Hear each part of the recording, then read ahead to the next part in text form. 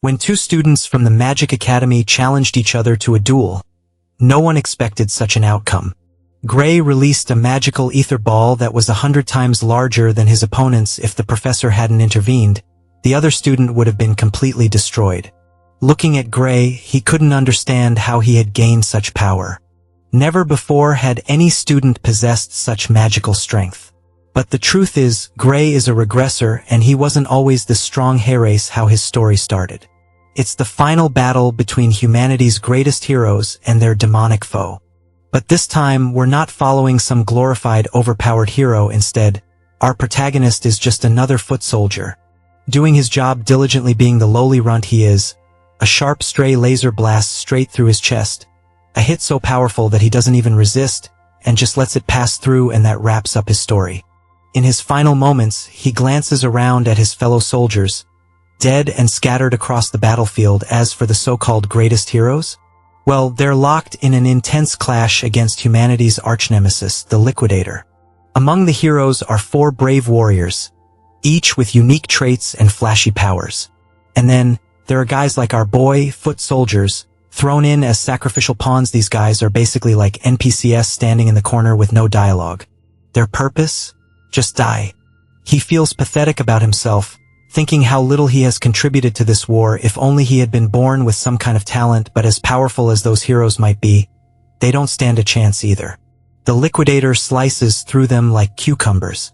Literally, a single blow is all it took to wipe them out. Turns out that monster was just toying with his prey the whole time. Humanity's fate has finally been sealed already. Or at least that's what Gray Lee thought. This is then he remembers that his heart has already been shredded into bits. And yet, he's still not dead. Next thing he knows, he's standing in the middle of the ruins. In front of him is this omnipotent being who gives zero context for what's going on. The mystery dude claims that Gray's body has already healed, but the wild part is that he healed himself using powers buried deep inside him all along. The entity goes on to further say that Gray is actually way stronger than the Liquidator. The same bastard who slaughtered all those heroes like pigs. However, he's not sure if Gray can even handle that power. So, for now, the entity lends our boy a portion of his own power, just enough to take down the Liquidator. Back in the real world, Gray's sword is instantly surrounded by mysterious energy gifted by the all-powerful being. Without wasting time, he puts this energy to the test to see if it's the real deal or just hot air. Turns out, this power packs a serious punch, so much so that the Liquidator actually commends Gray for his strength. But it's still not enough. As Gray goes in for another strike, bam, he's sliced in half like the rest. Blood gushes from his bisected body as the Liquidator, weirdly enough, praises him again. He's the first person to push the Liquidator far enough that he had to go all out. But the Liquidator is in for another surprise.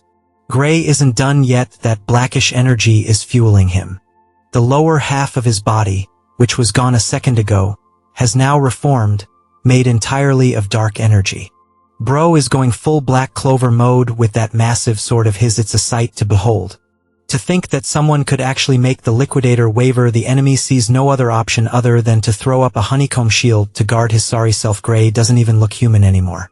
He crashes down with his colossal blade, and the impact sends literal shockwaves through the air. The shield shatters into glittering pieces, and Mr. Cocky ends up eating shit with the full brunt of the hit.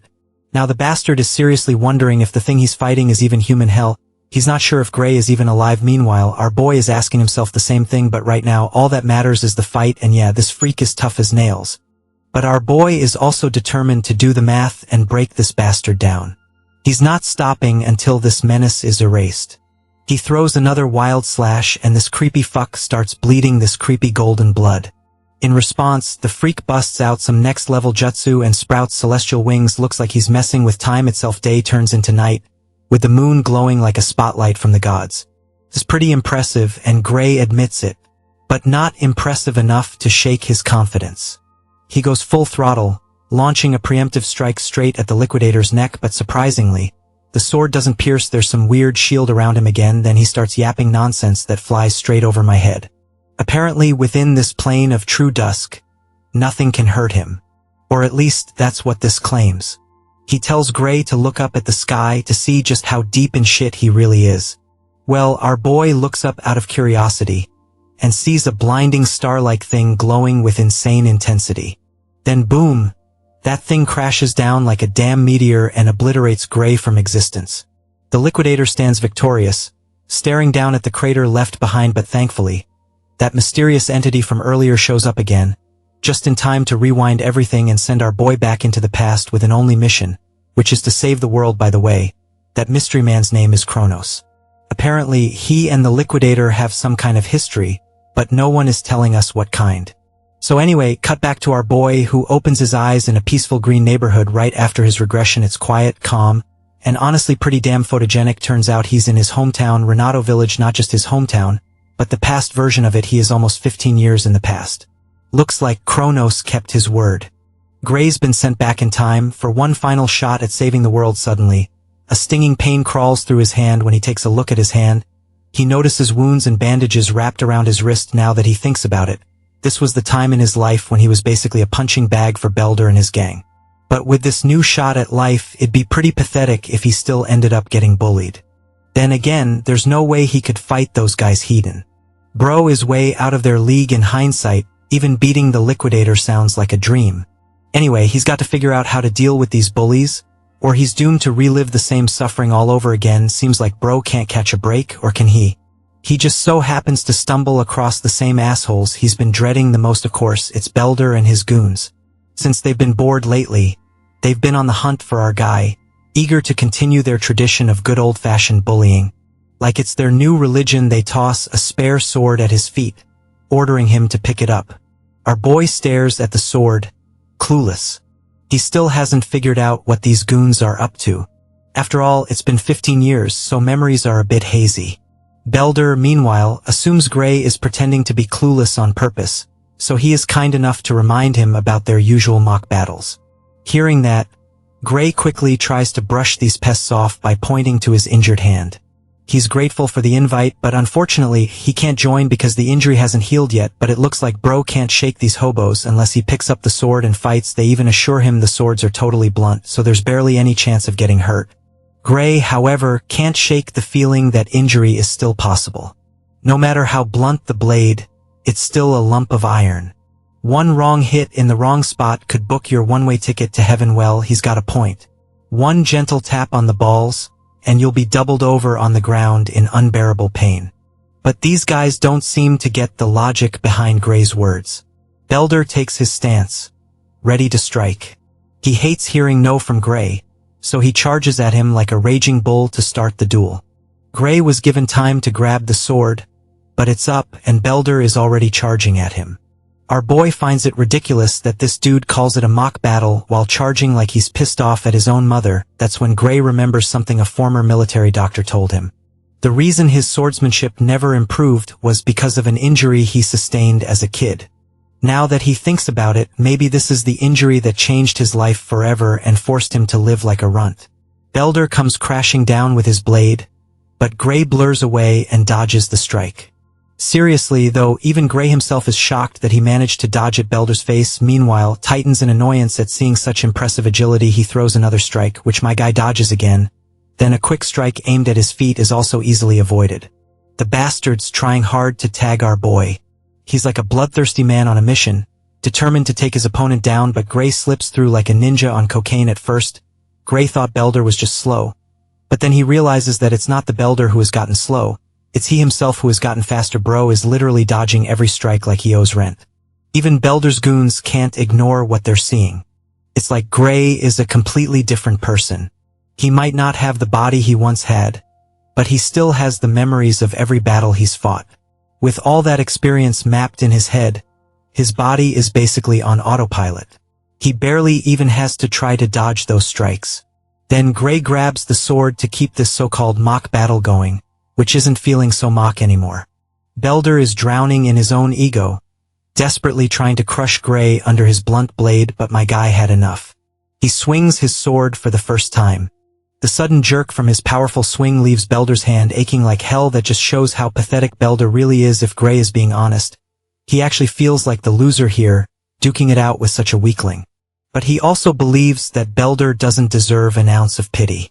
He's the piece of shit who bullied Gray, took away his future, and caused all that suffering. So with all due respect, Gray is gonna make Belder taste his own medicine. On the next move, Gray effortlessly knocks the sword right out of Belder's hand, unarming him instantly. While Belder can only feel the humiliation, Gray realizes this dude is worse than he thought. He takes the opportunity to throw a jab, mocking Belder's incompetence with a sword. One single blow sent Belder's sword flying. Then again, being unarmed isn't a big problem. After all, Belder was the one who insisted these blunt blades were totally safe to use in a fight. Gray is going absolutely nuts, swinging the blade so fast it literally cuts through Belder's skin, causing blood to gush out as the gravity of the situation sinks in. Belder's knees lose all strength and buckle. Wait a minute. Gray thought he was using a blunt blade, so how come this bastard started bleeding? When he looks at his blade to confirm, he finds out it's indeed a blunt one. Though if it had been a sharp sword, this dude might actually be dead now. Let's not get distracted from the situation at hand. Gray swings the blade precisely, knocking out multiple teeth and leaving Belder's nose bleeding like crazy. My guy is towering right over this bastard, giving him chills for life. It's always pretty amusing to see arrogant pieces of shit getting rendered into sobbing messes. Seems like this much is enough to humble Belder for the rest of his life. Oh well, looks like I spoke too soon. This bastard still hasn't learned his lesson. He orders his goons to get our boy and whip his ass until he's a total mess. The goons hesitate to step forward for obvious reasons. They literally just saw their boss get beaten like a pathetic dog, so it makes no sense to succumb to the same fate, even though they have the power to avoid it. One of the guys suggests they attack in unison to overwhelm Gray. The trio quickly leaps into action, surrounding our boy from every direction. Gray, however, is nonchalant as ever. If these guys desperately want their death wish granted, my guy is more than ready. Everyone leaps at him, intending to finish him right here. At first, Gray had an ounce of sympathy for these hobos and had decided to spare them, but it looks like they won't stop until they learn their lesson, so he gives these gutter goblins what they truly deserve. Not long after, their faces are swollen like a baboon's backside after an unforgiving face massage. Once again, Gray finds it ridiculous that these crying emojis in human form used to be his worst nightmare. He recalls this group is currently students of Serious Swordsmanship Dojo. Belder admits they are students of that dojo, though they haven't been visiting lately, since these soggy biscuits believed they were already powerful enough. Well, that's pretty low standards for someone who's supposed to be strong enough. Not that Gray expects much from the dojo itself. He shows interest in joining the dojo, so he wants these goons to act as his referral. Belder refuses to fulfill the request after all. He can't imagine the consequences once his master finds out he pathetically got his ass handed to him. Gray knows exactly how to deal with these guys. He merely swings his sword around to intimidate these suckers, hinting at the worst that could happen if they don't listen. Funnily enough, this little threat works wonders. Belder is not only humbled, but that beatdown gave him the speed of a cheetah. He literally speeds down the road to reach the dojo as soon as possible, even leaving his friends behind.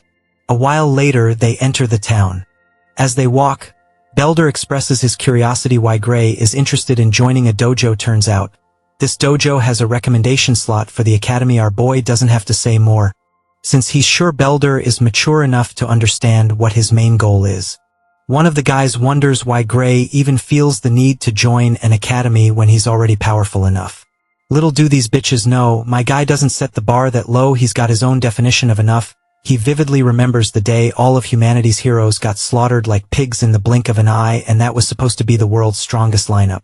Forget the heroes, even he couldn't scratch that bastard with all the mysterious power he had. Only God knows how much power will be enough to defeat that bastard. Though he wasn't completely hopeless back then. The moment he got those badass dark powers, he felt like an omnipotent being that could destroy anything. The thing that held him back was a lack of swordsmanship skills. He had been relying on a few tricks he learned from the Sword Saint. If only he had spent more time training in swordsmanship, just like the Sword Saint did, he's pretty sure he could have turned the tide of the battle single-handedly. This is likely why Chronos sent him here, to grind his ass off until he's worthy to wield that dark, mysterious power again. A while later, we meet the master those goons were talking about. The group is getting an earful for picking a fight with a random civilian, and what's worse, all they got after challenging that civilian was a humiliating defeat. This intimidating woman is swordsmanship dojo instructor Saria. Belder tries to clarify they weren't actually trying to bully anyone. It was just a mere mock battle. The poor bastard ends up taking a devastating blow for his lies. A hit hard enough that he'd be on the moon with this one-way ticket. His goons are shivering in terror, wishing they could just survive this day. Nothing to be afraid of. Guys, the stunt she just pulled was a little lesson she wanted to teach these fools. If they call beating up someone unarmed a mock battle, then what she did also counts as a mock battle. She points her sword right over Belder's ugly face and expels him out of the dojo immediately. Not only him, but his goons are joining him too. With that, those pathetic goons take their pathetic loser leader and walk out pathetically. She immediately twirls around, sits on her feet, and apologizes to her new recruit on behalf of her former students who caused him a lot of trouble. My guy brushes off the apology. Back to business. She's heard he wants a recommendation to the academy, to which my guy affirms it. Since Belder and his second-rate team caused him a lot of trouble, she's willing to write a letter of recommendation for him. Though before doing that, she wants him to prove his worth. Both contestants stand against each other, wooden swords in hand. Being the senior, she generously gives him the opportunity to strike first. And thus, the exchange of blows begins. They move so fast that literally all they leave behind are trails of silhouettes from their fearsome strikes. All the while, Saria does her job, which is to assess our boy's capabilities. She can tell his swordsmanship is quite practical for his age. It's as if he's been through countless battles before. Now it makes sense why those bozos got their butts handed to them by a single person. His style is mostly self-taught, but every so often, his swordplay looks similar to what's taught at the academy. This likely means someone taught him, though his technique is still rough. One thing's for sure though, he's got a lot of raw talent begging to be tapped and harnessed to its fullest. She's basically found a diamond in the rough. Now that she's assessed him, she decides to end the duel with the last blow she's about to deliver. My guy braces himself and effortlessly parries her attack. This macabre dance once again begins. Bro is literally parrying each of her attacks like he's allergic to damage. This prompts the woman to grow anxious. The lack of hesitation on his side is throwing her off. It's like no attack she tries can falter his stance. Hell, she even starts to feel annoyed at herself. To think she has to give her all in a mock battle that was only meant to gauge this young gun's capabilities. She gets overwhelmed to the point she starts feeling fear for a moment. He looks like some demonic entity about to unleash something massive. After surviving the last swing from our guy effortlessly, she realizes it was just a wild swing. After that crazy swing, Gray starts to feel tired and his energy level drops. The woman sees him sulking and mistakes it for a weakness in his defense. So she lunges like a feisty cat, only to find herself checkmated right on the spot. The tables flipped on her. The broken wooden sword hits the ground, while Gray finds himself stumped. For a second there, he found his way back to the same dark power he received in his battle against the Liquidator. The fact that he used a hint of that same power now means that he still has access to his abilities, even after regressing into the past. But then, it happens. An agonizing drawback engulfs his body in so much pain that he drops to his knees. He can't even hold himself to stand, while Saria is alarmed by his condition and wants to help. Even after using a fraction of his power, Gray realizes that his current body is unable to exhibit his abilities. Still, he musters the determination to stand on his feet again, despite his body quivering. After telling her that he's okay, Gray finds himself lost in his thoughts, realizing he can hardly stand, which emphasizes just how efficient he's going to have to be with his abilities. Oh, he's also thinking about revealing the information about his power to the experienced swordmaster in front of him. Saria just looks at him dead lost and confused. Meanwhile, our boy assesses the situation with a clear head and concludes that he shouldn't tell anyone about what happened. After all, who would ever believe his ridiculous story? And it's also not like he can control his dark powers at will to demonstrate what he means. Bearing that in mind, he comes up with an innocent excuse that he simply overexerted himself. But to the swordmaster, she doesn't believe him for a damn second, thinking how ridiculous he's sounding with that excuse. There's just no way for him to have sliced her wooden sword when they were fighting with dull weapons in the first place. She's shown to be clever, to the point she understands that Gray is hiding something from her. Virgil's daughter points what's left of her sword towards our boy, causing Gray to inquire if something's the issue. Clearly, from the way he is handling his reaction, she understands that he doesn't want to talk about anything for now. Instead of challenging him on it, She respects his decision and asks about his initial interest in getting a recommendation to the academy. Our boy confirms this, sharing that he heard she could help him with that. Saria doesn't deny it either. She emphasizes that with just her authority, she can help him get a recommendation to the Royal Academy of Swordsmanship, the best educational institution their kingdom has to offer. At the same time, surprisingly, she shares no interest in recommending him to attend that institution, adding that Gray is an unfit person for the academy. Her cold words stabbed him sharper than any blade. Gray starts beating himself inside, doubting his abilities and admitting that he's too weak. His final attack was the only remarkable thing he'd done in that battle. But wait, Saria's not finished talking. She continues her thoughts, arguing that instead of going to the Royal Academy, the kid should instead head to the World Union Academy instead. What a plot twist that is! The revelation hits him harder than Truck Kuin hitting his Ice Sky victims. Though the Royal Academy is their country's finest, the World Union Academy is the best in the entire world. The institution is deemed the pinnacle of sword mastery. Gray's at a loss for words because the same Magic Academy is responsible for producing the strongest battle squad, including the likes of the Sword Saint Amy. He immediately confronts Saria, questioning if he's even qualified to attend a prestigious institution like that. Funnily enough, the girl destroys his expectations, pointing out that as he is right now, there's not a shot in hell that he's getting through the door. The sword master knows that even Gray is wary of his shortcomings, especially when it comes to his pathetic state of a body right now. When it comes to the Royal Academy, the kid might be able to pull off a miracle because of his sword skills alone, but that's just not the case for the World Union Academy. So yeah, dude's fucked if he doesn't train his ass off. Even Saria is astonished. The kid has miraculous talent in his swordplay, and yet he's got a stick man of a body. Doubt is starting to creep in, genuinely making Gray worry about the monstrous opponents he'll have to face against in the World Union Academy.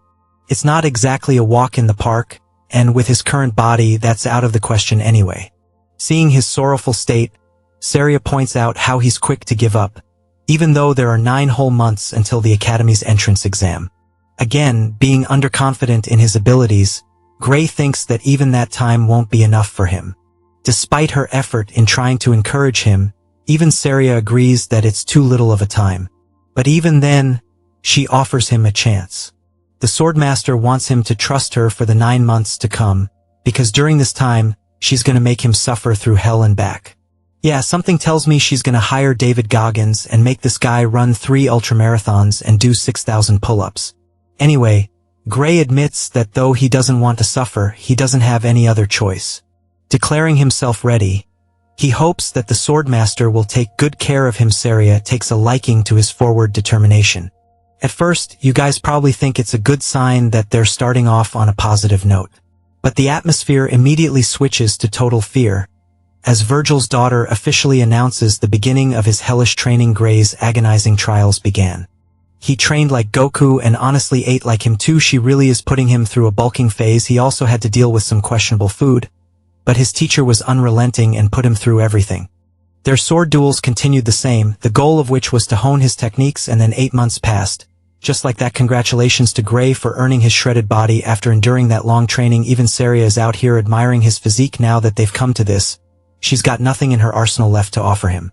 He's ready to go out into the real world now. But her easygoing attitude confuses Gray, because there's still an entire month left until the entrance exam. Virgil's daughter reminds our boy that he's going to be spending a lot of time traveling to get to the location of the entrance exam. That's why he has to leave early. As a final token of gratitude, Saria hands him a bag of money, ensuring him an easygoing trip, taking care of his expenses for the month. Now that's a real teacher. As for our boy, he still doesn't feel good about the idea of leaving so soon. Her forceful approach saddens him, because he thinks his teacher is pushing him away like he's a burden. Smiling at his answer, she thinks he's complicating the situation. Suddenly, Gray brings up the rumor of an ogre's nest nearby, alarming Saria's attention. He also points out that the village is completely unsafe with the lack of security guards. The Swordmaster confirms the existence of the nest as well, as it was discovered recently. At the same time, she smiles at him, believing that nothing bad will happen. If the worst case happens, they'll just have to rely on the royal capital for help. Though Gray is worried, she thinks his only focus should be to take his exam. Without any wandering thoughts in his mind, he's convinced like hell that his teacher is lying to him, soothing him so that he doesn't have to worry. The royal capital is never going to send help to a tiny village, and when the village is raided and destroyed by the ogres, it will inevitably result in Saria's brutal death. In his original life, he learned that she died taking on the battle alone anyway. He doesn't tell her any of this and just accepts the situation, thanking his teacher for helping him out all this time. Gray plans to leave right away, earning Saria's smile. She and her two big personalities are rooting for him to pass. A few days later, we get a scene of her traversing a dangerous path to make her way to the nest. Here, skeletal remains of humans are horrifically hung on the trees as a warning. Saria is trying to track down the nest using the information she received from the scout. Spotting the trail of blood ahead, she knows that danger lurks ahead, but before she does anything, the swordmaster is alarmed by the familiar voice of her disciple sitting on top of the tree branch. He questions where his beloved master is headed so late at night, receiving a surprise entrance from him. She asks what he's doing right here when he's supposed to be focusing on the academy. Sticking his landing on the ground, he taunts her for questioning him, when he should be doing it to her. Instead, she lied to him when she said she was going to ignore the situation of the nest and let the royal capital handle it. Making an excuse, Saria explains that the royal capital refused to come because of their personal matters, which is why she took on the job herself. She's confident in her sword ability, believing that whatever it is in that nest, she can defeat it, especially after receiving the report of the scout. Saria reveals that her opponent is going to be an elite ogre, and henchman monsters range about roughly 50 creatures apart from the boss. She knows fighting off the monsters will be tough because of their numbers, but it's not stopping her from going. By the way, even Gray admits that an elite ogre isn't strong, at least not enough to defeat a woman of her caliber. However, the thing about the ogres is that their unique advantage comes to their brains and overwhelming numbers. With so many of them in that nest, Saria's definitely going to die if they manage to surround and overwhelm her. Apart from that, our boy knows one thing with absolute confidence because of his knowledge of his previous life. Letting Saria take on the mission alone is like sending her to her death. And in the end, the village will also be destroyed with no protector left. That's the dark future that he's already experienced before. With that in mind, the young disciple requests to team up with her, but his master isn't kind, stating that she's all good on her own instead of wasting time trying to convince her that she won't be enough. Gray cleverly tells her that he wants to gain real combat experience. He even goes on to guilt trip her, asking if she's afraid he'll become a burden in her path. Though he's smart, his master points out the ridiculousness of what he just said. Their skill difference is nearly identical right now, to the point that she struggles to fight him during their mock battles. Even with that fact in consideration, Saria reminds her disciple that a battle is much more different, especially when you account for a monstrous nest like this one. This task involves immense danger, which is the reason she doesn't want Gray to risk his life, at least not until he has more combat experience. Her disciple is devastated to hear her conviction. After all, Saria wasn't budging in her stance. So he goes for one last resort, an idea that he wants to share with his master. At first she's surprised, until Gray straight up challenges her to a fight, promising to put her to sleep and then going on by himself to face the ogre. The situation grows tense. The disciple has just challenged his master to a real battle. His sword pointed at her. Gray awaits for her response. Realizing that her student is just as stubborn as she is, Saria admits defeat. She doesn't want him to go on alone, so she reverts to his previous suggestion of going together. All she cares about is that he returns in one piece, and yes, the one piece is real. Both of them band together and venture into the forest to confront the monsters. The night grows older, and finally, the master and the disciple discover the location of the nest. The intelligent monsters use their environment to their advantage. They made a nest that leaves no room for escape, in case someone dared to venture all the way here to challenge them. Saria thinks that the creatures must be confident in their ability, while Gray argues that it's actually more of a disadvantage for the two of them, as they'll have to fight carefully. Observing from a safe distance, she's rather surprised. The boss is nowhere to be found among the group, which makes her wonder if it's hiding in its tent. If that is the case, it's good for them because this way, they'll be able to kill many of the henchmen before the elite ogre can confront them. To discuss battle strategy, Saria instructs her student to target the monsters from one side, while she's going to cover the other side, executing the plan right away. Both of them bolt into action with their swords in hand. The showdown begins.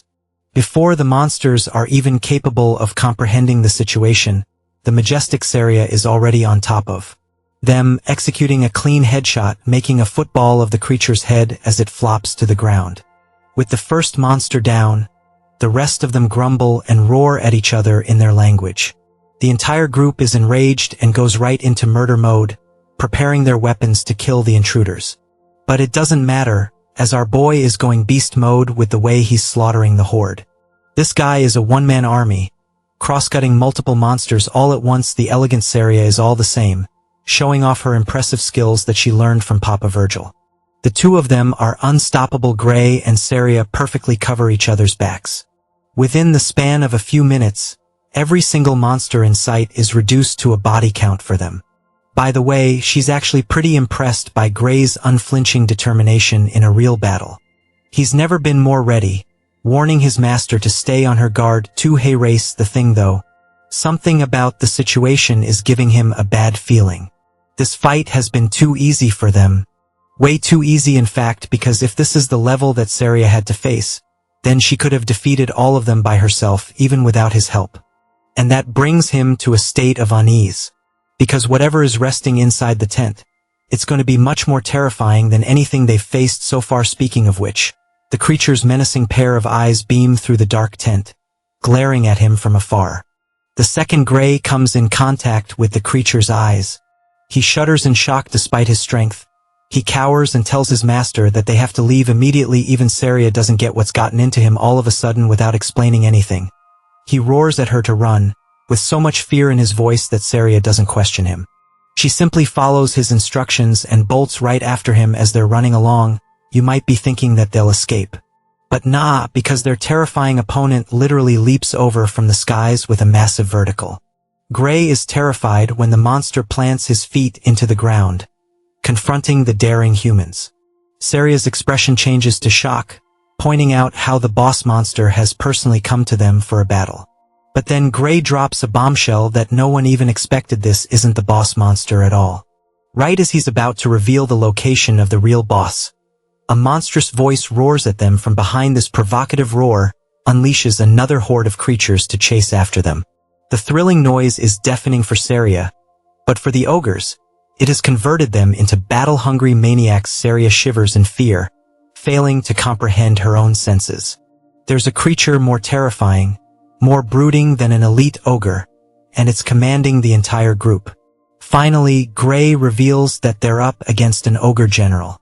He's the real boss of the monster nest. I have to remind you guys, they're literally sandwiched right now. On one side, there's the elite ogre blocking their escape. Going back isn't an option either, because a large horde awaits them along with the real boss of the nest.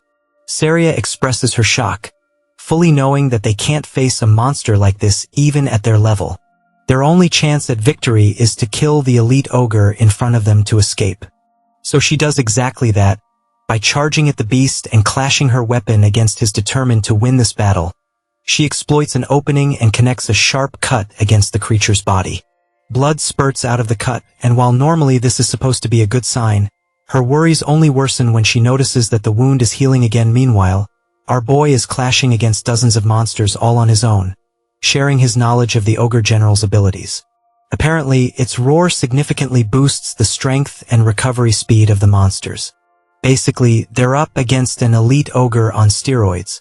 Defeating even a normal one is so difficult right now, that even Gray is having a hard time. Slashing one of the monsters, he tells Saria to cover his back. He instructs her to just delay the battle for a while longer, which makes her question what kind of miraculous strategies he's got planned. To that, our boy shares that in a situation like this, they've only got one objective in sight, and that is to kill the ugliest of them all, the bastard who's hiding behind his horde. The fight for survival begins as Gray clashes his sword against one of the monsters, reflecting his annoyance at getting surrounded and flanked.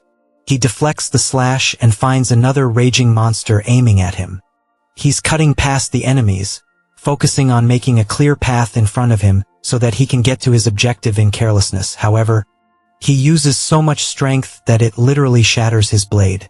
This is genuinely troublesome because now he's left without the one weapon he's confident in. He dodges the enhanced ogre's downward slash and prioritizes his attention to drawing out his spare sword. Yeah, that's the smartest main character I've seen in a while. Carrying a second sword means being prepared. Anyway, Gray is worried that his blade won't hold up for long coming to his rescue. His master tosses her spare sword towards him, allowing him yet another chance at victory. With both spare swords in his hand, he has a better fighting chance. But still, even this won't be enough to kill every single one of these monsters. There's just too much friction in getting to the Ogre General while at the same time defeating its minions. Trusting his abilities, this man goes batshit crazy, unleashing a super speed slash across his enemies. His forward momentum is broken when one of the ogres tries to attack him. Luckily, he dodges and then quickly blocks the attack. The fight is fatiguing him, but he still made significant progress dealing with the monsters in front of him. The Ogre General feels threatened and decides to unleash a second monstrous roar. To Gray's horror, the strengthened creatures have just received yet another boost in strength. This guy is not having a good time, as he's struggling even more now having to deal with them. Gray realizes that the Ogre General is intelligent enough to see through his strategy. Now that it knows what the human is trying to do, the Ogre General keeps on roaring to provoke his minions to fight, blocking one of the strikes. Gray pushes past the monsters to bolt right ahead. A horde of monsters is ready to welcome him. Instead of facing off every single one, he efficiently cuts through the ones that are directly in his way, but even that leaves him with scratches and injuries all over his body. The bloodbath is wearing him down, as he struggles to race past their endless barrage of attacks. Letting his guard down, he gets tackled by one of the ogres and pinned into place. Things seem to be looking really bad for him, because the ogres have him right where they wanted. Luckily, since they're so enraged, they've lost the sense to cooperate, because one of them slashes through one of its own kind. Without thinking, Gray internalizes that their strategy is to probably weaken his swords.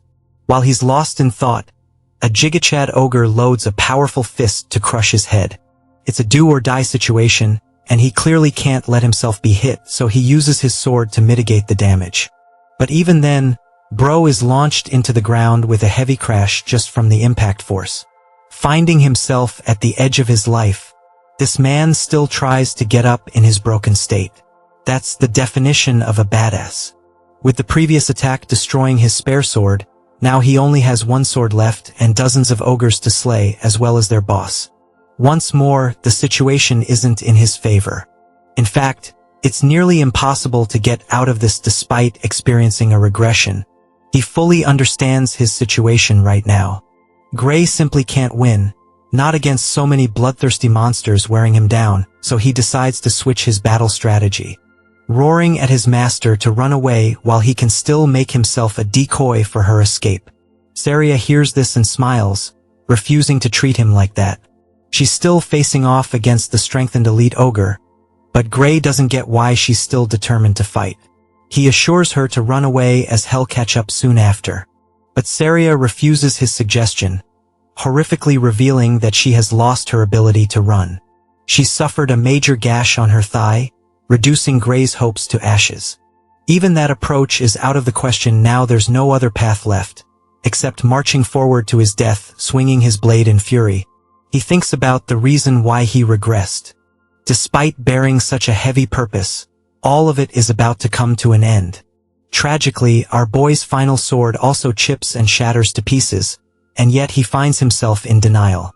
Despite having lost his weapon, Gray refuses to consider this the ending to his life. If only he can use the power from the future, the terrifying ability that matched the Liquidator and was able to harm him. If he can use it even for a moment, then these monsters will be severed to pieces.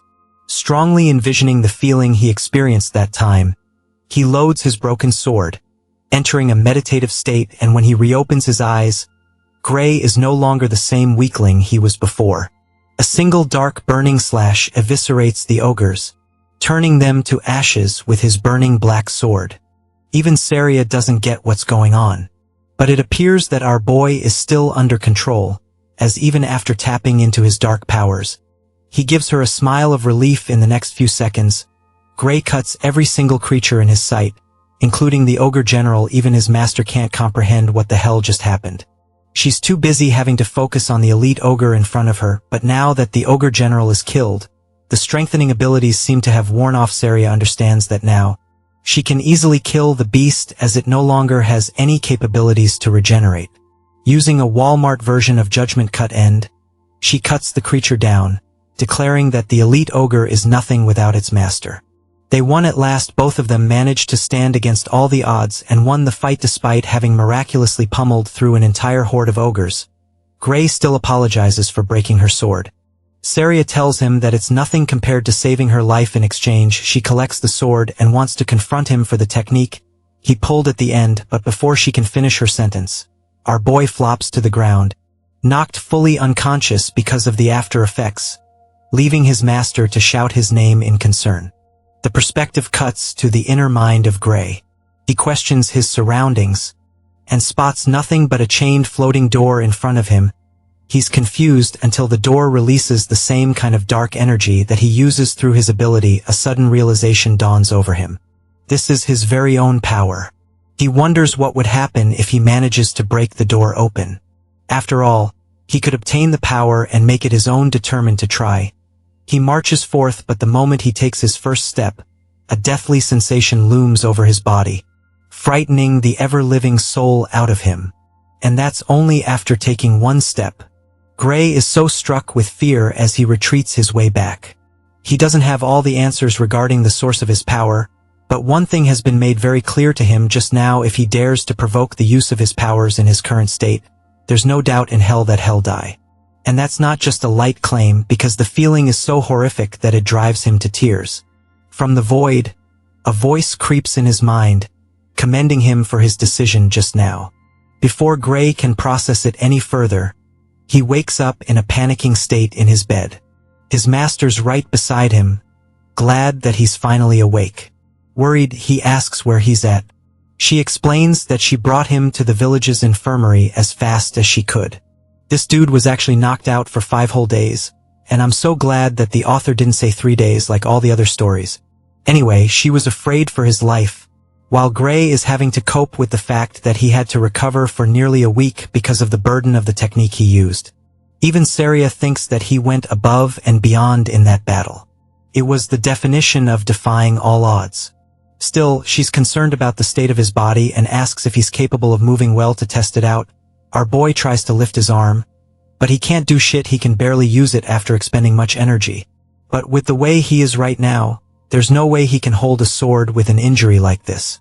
Well, actually there's no way he'd ever be able to rub one off either, so he gotta fix this problem fast. Then there's the bruise on his arm, left after the battle. Saria grows concerned for his condition, knowing that he's unable to move his body well. Gray confirms that he's helpless right now. Even his master admits that his arm won't return to normal so soon, revealing that every single bone in his arm has been shattered to pieces. This revelation surprises our boy, because in a strange way he doesn't feel any pain. That's actually thanks to the magic potion treatment he received. Our boy's jaw hits the floor, because these things are supposed to be really damn expensive, and she just used one on him. Saria explains that it's nothing to worry about, as the village chief personally rewarded them with it. The kid can't believe what he's hearing. He doesn't even know the village chief personally, and he's received a magic potion at his expense. Saria thinks he's dense for being unable to understand his situation, so she puts it in bold words: Gray is officially the savior and the hero of the village. Before he can grapple with what she just said, the village chief barges in to greet the boy, thanking him for everything he did. To point out the greatness of his feat, the village chief reminds the kid that an ogre general is so strong that it takes an entire town to fight against even one. That kind of creature threatened their village, and yet one boy was able to pummel his way through, carving a path and killing the monster, ensuring the village's safety. For that, the village chief is grateful. It's thanks to the valiant efforts of the boy and his master that their lives are no longer threatened. Unable to accept all the credit, Gray argues that they're exaggerating what he did.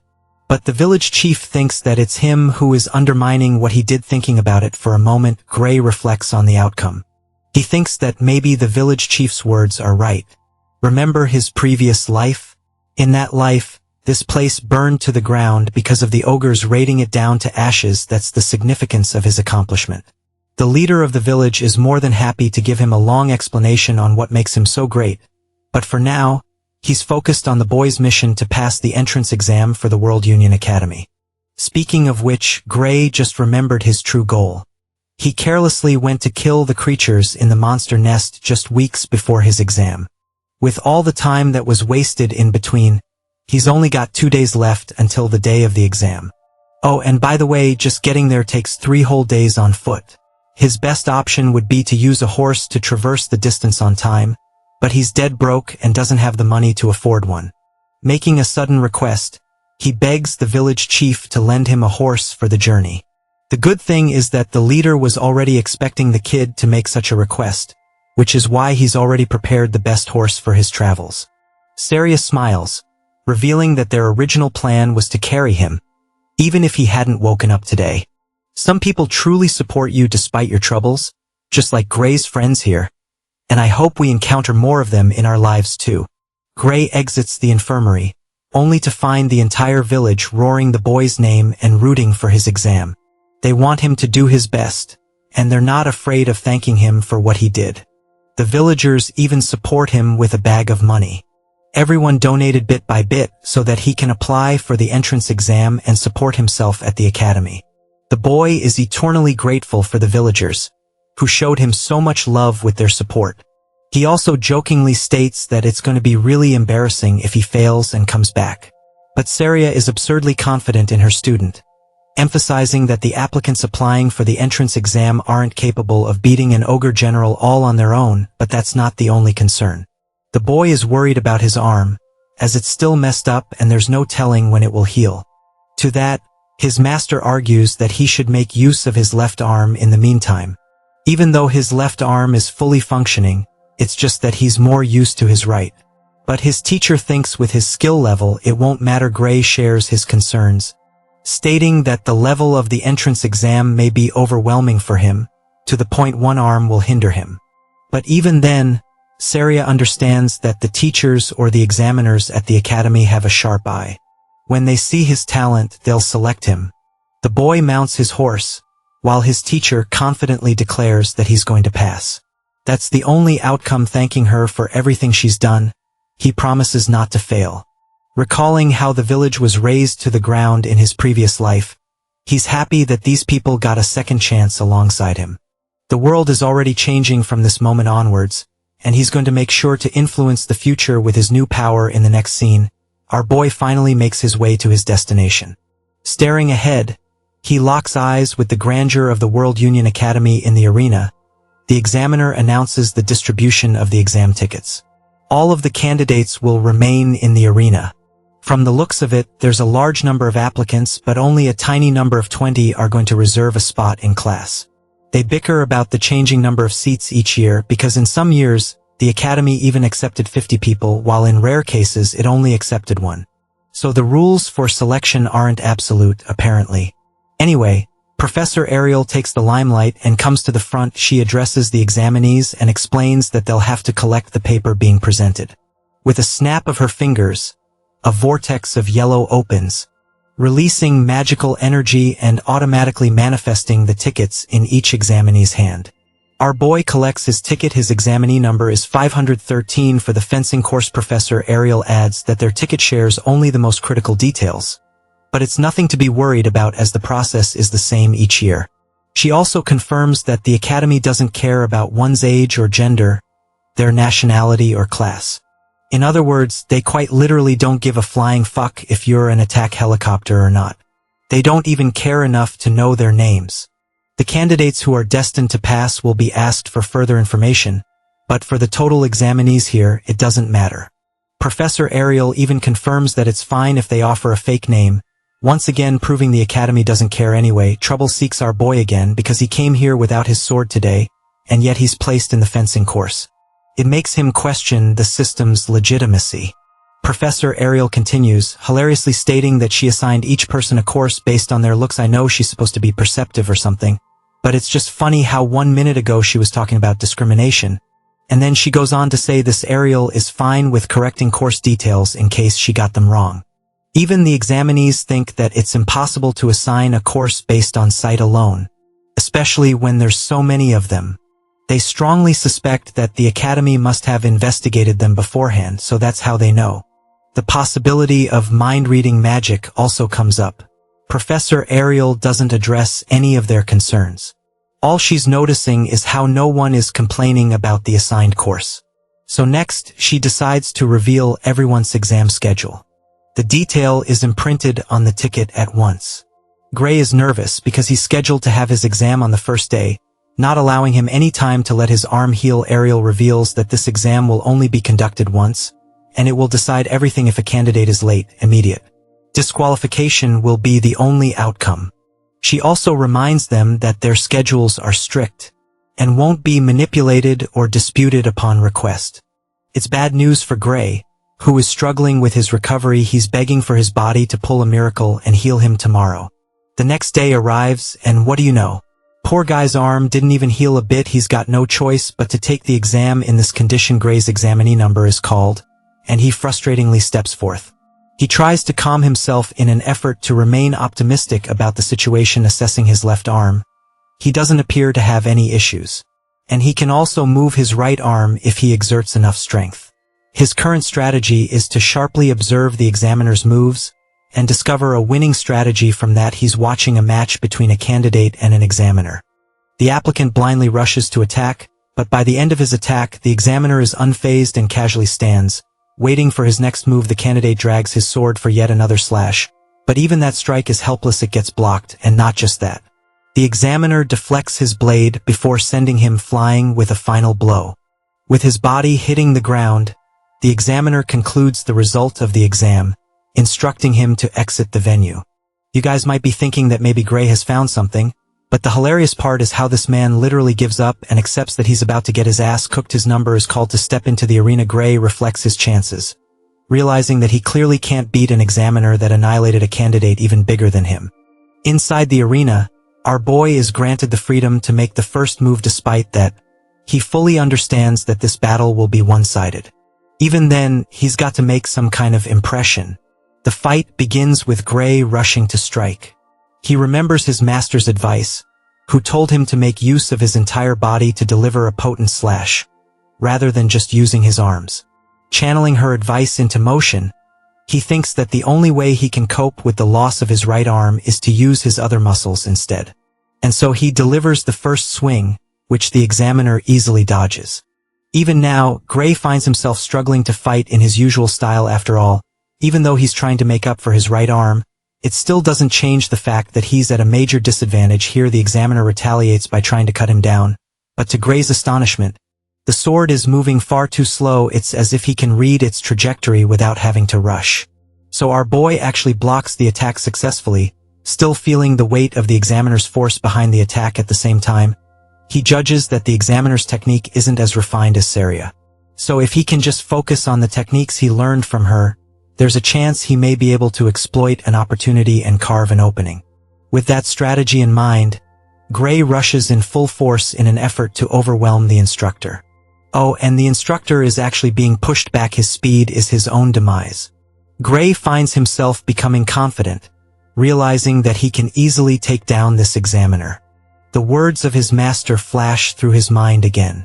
Their blades clash once more, but Gray overwhelms his opponent with a full deflect, ready to finish the battle with his new confidence.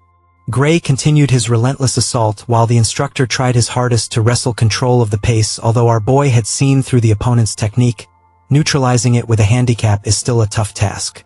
He exploited the speed gap and snuck a straight stab only to get curved. The difference in raw power was simply too great. Breaking the instructor's form is easier said than done with two hands, let alone one. With that said, Gray's aggression was turning the nerd's movements rougher bit by bit. It would be a bit risky, but he can push his luck here with a clear plan in mind. Gray let the instructor push him to the edge of the stage, exposing a massive gap in defense. As expected, Glasses took the bait and pounced for a finishing blow. The instructor fell for the oldest trick in the book. He made a wide-open swing. As Gray anticipated, the young warrior adjusted his stance and let the swing come. Nothing is more likely to expose an opening than a reckless and greedy push.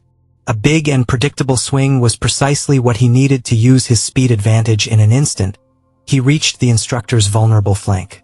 No matter how great the difference in power is, you can't defend against a vicious blow from behind. Milliseconds away from thrusting his sword for the win, the referee stepped in to signal the end of the fight. Gray held back and lowered his blade. The match is over, but it felt a little too short. With the time limit for the exam elapsed, The referee announced the fight's a draw. The young man grits his teeth in frustration. He failed after all the hard work he put in. He could not get it done. He held his trusty blade tightly for a moment before relaxing his grip. Gray walked away from the stage and accepted the result with grace. He did his best. If he can't even win against an instructor, injury or not, his lofty goals are farther than he expected. Looking at the bright side, his arm should be healed by next year, so he can be at 100 for a retake of the entrance exam. No matter the result, this was a valuable experience deserving of gratitude. A week has passed since Gray narrowly missed the win against that glasses guy. Today, the World Union Academy faculty gathered in meeting room 53 to discuss the entrance exam results. White-haired Gramps initiated the meeting by letting his colleagues freely express their thoughts on this year's batch immediately. Moans of complaints filled the room for this year. They devised a method for every professor to observe the exams together. It was rather inefficient and tedious. Of course, there are some who liked the format. They cannot afford to overlook a promising talent simply for the sake of the faculty's convenience. After all, Gramps steered the discussion away from the exam system and back to the hopeful students, starting with the swordsmanship course. He summoned magical recordings of every examinee to evaluate those who passed one last time. Naturally, those who outrightly beat the examiner passed. Those who could not get the job done will be evaluated based on the qualities they showed and how they held out during those 15 minutes of clashing. Other than those who mopped the floor with the instructor, they narrowed down the standout candidates to numbers 5, 217, and 753. Everybody agreed to draw the line with just those three. If they add more inferior talents, those poor kids would not be able to keep up in class. No one opposed the line drawn, so the successful candidates for the swordsmanship course have been confirmed and locked in, or at least it was supposed to be, until a playful voice brought up candidate number 513. Grayly, it came from none other than the enigmatic red-haired Professor Ariel. Since she mentioned an unfamiliar number, the other professors pulled up the footage. They had to admit that, given another second, the young man would have likely won, but he relied on setting up traps just to beat an examiner. The academy might prove too difficult for the guy. Those with trained eyes for swordsmanship could see the solid technique, the lack of power, and the clear mismatch from the start until the end. In conclusion, the professors of the swordsmanship course dismissed the idea of accepting candidate 513 to the academy. While they were busy mocking the kid's flaws, Professor Ariel looked at her coworkers like they were dumbass bums. Every single person in this room watched the footage, yet not a single one of them noticed what she did. If everyone's this blind, maybe the exam's format really is a waste of time. The day after the final deliberation, the examinees were called back to the town square. They were tasked to gather at 11 in the morning. Tensions were high, and everyone was hoping to get the coveted acceptance. The time has finally come. An academy representative loudly announced that 6 candidates had passed the swordsmanship course. Everyone held their slips and prayed to be one of the 6. The first ones called were candidates number 5 and 217. Immediately, their paper slips burned to nothing. Next were candidates number 432, 615, 753, and 925. That is all out of hundreds. Only 6 were skilled enough to get accepted to the world's most prestigious training institute. Gray came today with a little bit of hope, only to get utterly crushed by the reality that he might not be good enough. The successful candidates were instructed to cross the bridge and complete the enrollment procedure by the end of the day. Those who passed were naturally giddy and excited to enter the life of an elite. Those who flopped looked down in disappointment, wallowing in their failure. With the swordsmanship course out of the way, the representative surprisingly announced that one examinee has been selected by the Divine Eye special admission. Of course, it's none other than candidate number 513. Gray mother freaking Lee. His paper slip burned a different shade than the ones that came before him. The bright blue flame inevitably attracted everyone's attention. Just when he thought he would have to train and rehabilitate his injury for another year, Gray was given a pass. Other candidates around him mockingly laughed upon hearing the mention of the Divine Eye special admission. Gray had no idea what he had just gotten into. This is the first time he had ever heard about this Divine Eye business. Almost everyone sees this as a bullshit admission, just a way to get someone unworthy through a backdoor, a sign of World Union Academy's decline. Hearing the vitriolic chatter around him, Gray did not like the sound of being called a backdoor student. He wondered how he was even selected when he didn't have any relevant connections. His master could not possibly have this kind of pull in the academy while the failures were mocking the one guy admitted through the divine eye. A bald old hermit scolded them for disrespecting a long-standing tradition. The way the bald hermit sees it, this admission is an honorable category that has produced countless heroes for over a century now. As expected, the failures also mocked the hermit for being behind the times. Sure, the divine eye was hailed as the birthing place of heroes back in the day, but not anymore. Recent divine eye candidates include Amy White, Bella Albright, Leek Muller, and Jacob Bloomfield. These four have one thing in common: everyone sees them as complete and utter failures. But we already heard those names. In the near future, Amy White will advance to become the Sword Saint, Bella Albright would become the Great Sage, and Jacob Bloomfield would take up the mantle of the Divine Archer. These three would reach the apex of their craft as the main force against the Liquidator. Now, Graylee's name will be mentioned alongside these legends. Those who passed were welcomed and provided with uniforms to change into.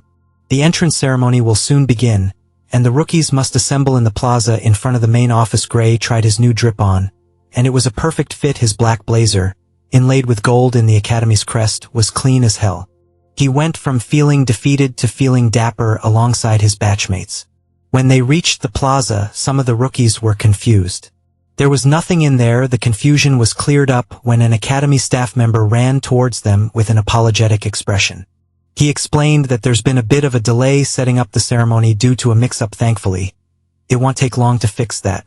To do so, the rookies must step back a little farther so the setup can be placed. The rookies followed the staff member's instructions and watched with skepticism. Mr. Staff kneeled down and started tinkering with the ground.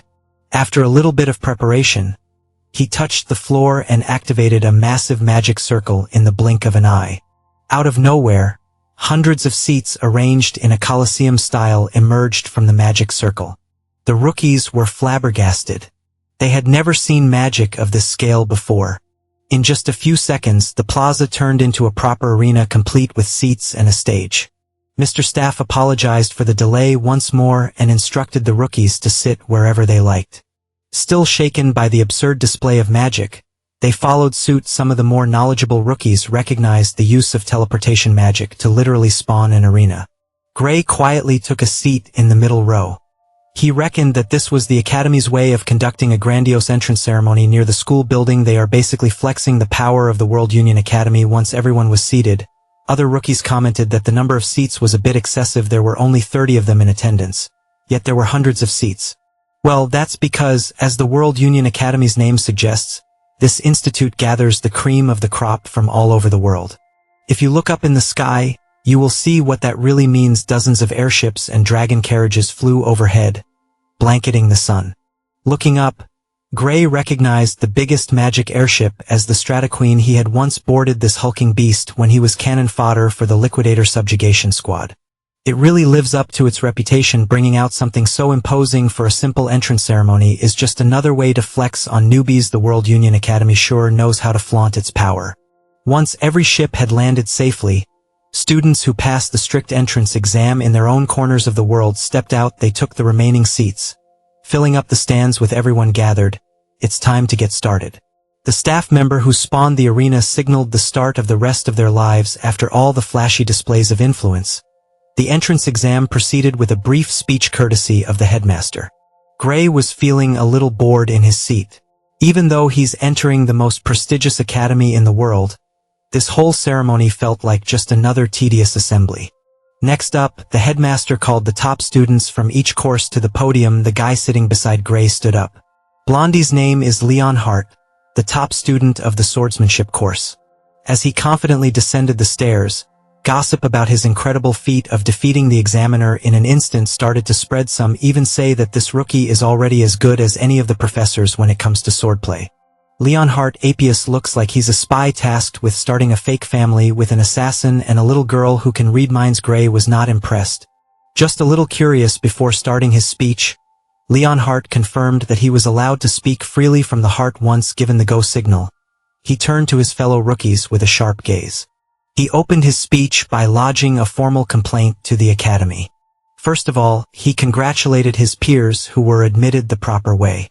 He sees it as a huge honor to be among the best of the current generation. Leonhardt hopes that they all graduate as people capable of making meaningful contributions to the world. For that, they must work together. He looks forward to the day when he and his peers soar as proud students of the prestigious World Union Academy.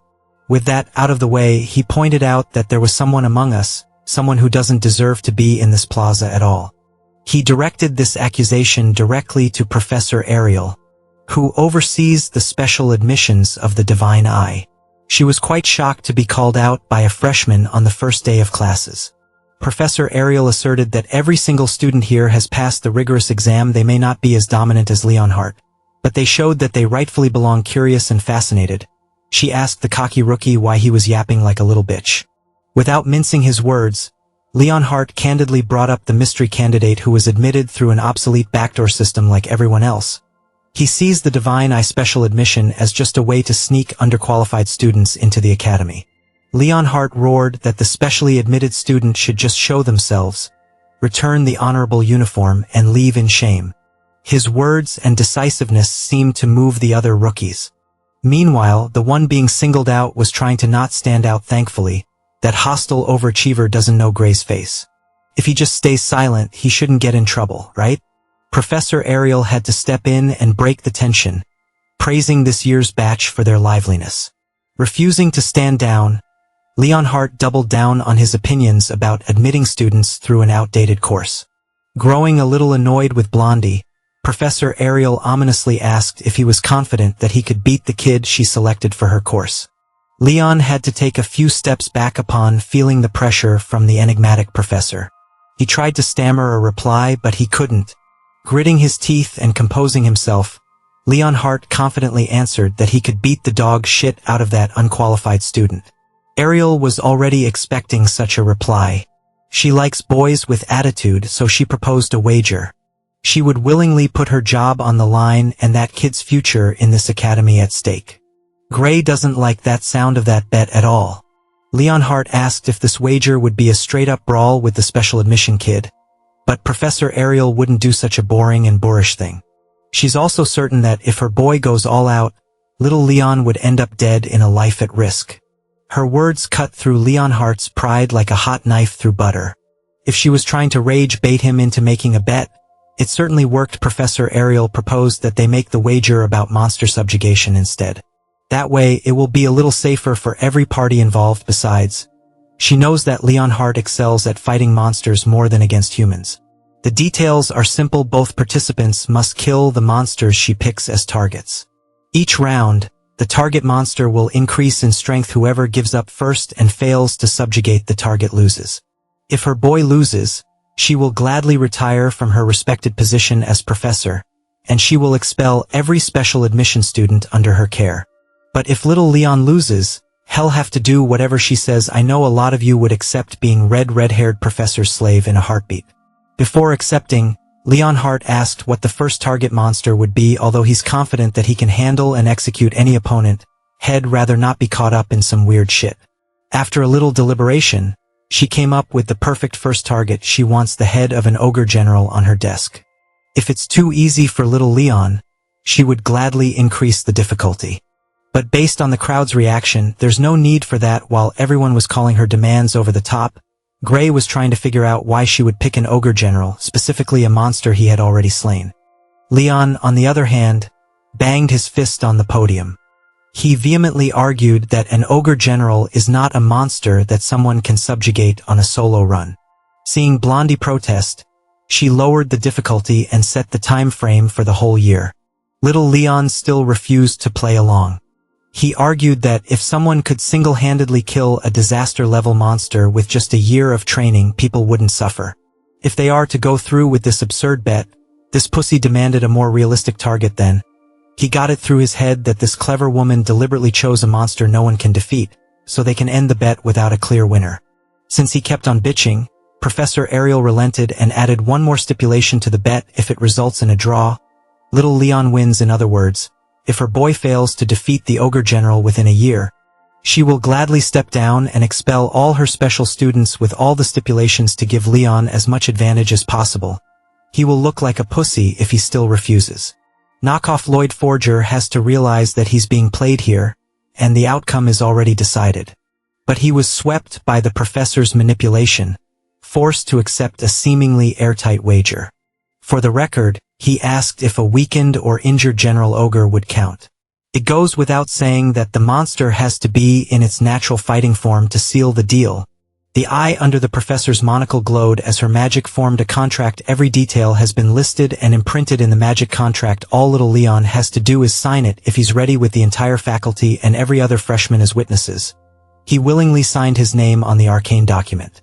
After finalizing the deal, he hesitantly asked if the kid admitted through the back door could seriously win. Professor Ariel didn't bother giving him an answer. The other professors just watched in their seats. Seemingly used to the old red-haired raccoon's shenanigans, they all see her as a mage well past her prime, bored and just doing random stuff for shits and giggles in his seat. Gray sighed in defeat as the bet to determine his future was officialized out of his control. He also noticed that she deliberately worded the stipulations to include the ogre general he killed in the time frame. This bet was a done deal the moment it began. Professor Ariel played Leon and everyone else, and Gray was the only one who saw. She sure plays dirty, but having someone like that on your corner is a massive boon. After the bet fiasco, the entrance ceremony concluded, and the rookies were funneled into their first lecture, The Basics of Magic. The professor in charge of the class acknowledged that it's a bit surprising to start a lecture on the very first day of classes. He wanted his students to get used to this pace in this academy. They cannot afford to waste a single day. Today, they will start with the most basic of basics. The simple utilization of magic. Within a human's body lies an invisible energy called ether. One can manipulate the magic circuits in the body and tap into untold amounts of power. Gray was initially afraid that he wouldn't be able to keep up with the classes, but this first lecture looked manageable.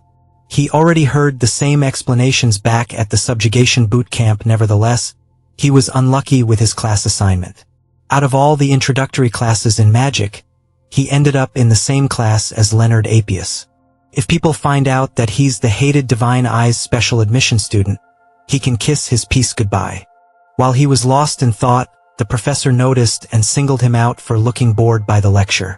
The professor felt offended that a rookie was already looking away less than 5 minutes into his introductory course. Gray immediately apologized for his wandering gaze. Still, he found it weird that the professor singled him out even though he was all the way at the very back of the lecture hall. The professor escalated the situation and demanded a demonstration from the distracted student. If he looks bored in an introductory class, that must mean he can use basic magic, right? Gray wasn't easy to bully respectfully. He insisted that he specializes in swordsmanship. He thought it would be fine if he couldn't use magic. The professor barked that even if one uses a sword in a real fight, a fighter still needs to learn the basics to coordinate with an allied mage. Learning the basics of magic and grasping how it feels is the least a swordsman can do. At that moment, Gray remembered hearing the same thing from the boot camp lectures. In that case, today's lecture might conclude with the same spell. To confirm, he asked if today's lecture is aimed at learning the simple yet effective ether bullet. Since he knows the name, the professor assumed that he could use it. Gray thanked the gods for the hellish boot camp he had to grind through, since this would be a good opportunity for a proper demonstration. The professor decided to make this a unknown match and called this year's top swordsman, Leon, up to the stage.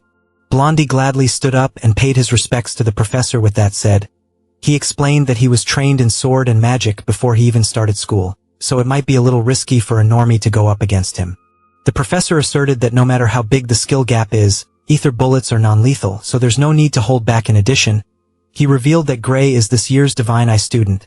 Knowing how much Leon despises the nameless backdoor student, every student in the lecture hall turned to Gray, committing his face to their memories. This was a setup from the very start.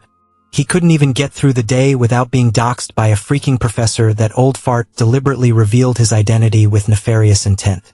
Hearing that he has a chance to shoot a literal bullet through the guy he hates, Leon readily accepted to show a backdoor baby the ropes. This is an opportunity to show an unqualified outsider what kind of place World Union Academy really is.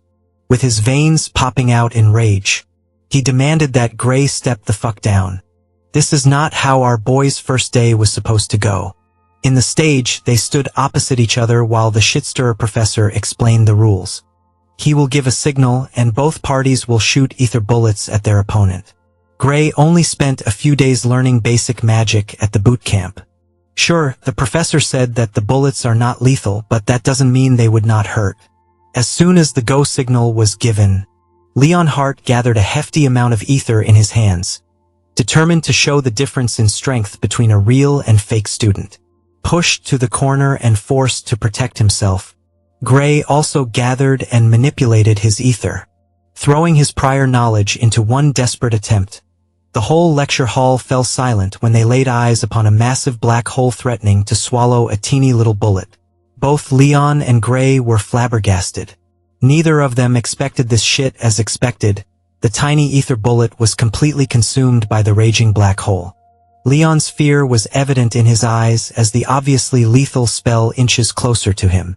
In a panic, the professor raised his hand and tried his hardest to prevent the worst-case scenario using his own magic. A golden barrier blocked the seemingly relentless advance of the anomalous ether bullet. It managed to blunt most of the force driving the attack, but it was a very close call. He made the mistake of letting up, and the golden barrier started showing dangerous cracks under pressure. Eventually, the ether bullet black hole reached its limit and exploded, shattering the magic barrier into a million little specks of light. The resulting boom through the lecture hall into chaos. Rookies closed their eyes and braced themselves for impact. As for the target himself, little Leon was knocked down on his ass, screaming bloody murder. Realizing that he messed up, the professor immediately ran towards the swordsmanship course's rising star to make sure he's all right. Leon picked himself back up, wiped the dust, and assured the professor that he was fine. After ascertaining Blondie's well-being, the professor turned his attention to the one who almost blew the whole place up. Had the barrier failed to dampen the impact, that abnormal ether bullet could have killed Leon and injured many. Even amongst veteran magic professors, no one could cast an ether bullet that strong in the academy. He desperately wanted to know what the young man did to produce such a destructive output. Gray himself was confused. What he just unleashed was definitely on another level compared to the feeble beam that his opponent threw. Could the spell he learned as part of the subjugation squad differ from the one that they teach at the academy? He asked the professor if he had messed up in any way, but the geezer was fairly certain that what he shot was definitely an ether bullet. The only glaring difference was the quality of the spell. What Gray just used to juice up the spell was not normal ether. That size and power can only be achieved through the use of super compressed ether. None of the rookies has heard, let alone understood, the term. Super compressed ether is something that even experienced professors have trouble producing and studying, yet this controversial student casually used it to reform a basic spell. No one in this academy can replicate that. Now the students are starting to feel respect and a bit of fear for the guy who has been admitted through the divine eye. They also protested that Gray should have been enrolled in the magic course instead. As far as he remembers, all spells learned by the subjugation squad were precisely like the one he just used. Among the group, Gray was one of those who had no aptitude for it, still refusing to believe that he's using some sort of juiced up ether. He summoned another ether bullet and insisted that pulling off something like this is possible for anyone with enough practice. Much to his confusion, the professor just laughed like a madman. In response, Gray didn't know what to do, so he just stood there dumbfoundedly. The professor shifted his tone entirely at the start of the class. He was blatantly hostile now. He's trying to recruit the special admission student into the course. Gray respectfully declined the enthusiastic invitation. He was always told that he had no talent for magic, so he couldn't see himself getting into it. Now the professor found this refusal preposterous. If a young man who can produce super compressed ether through compression is talentless, then everyone else should just quit magic.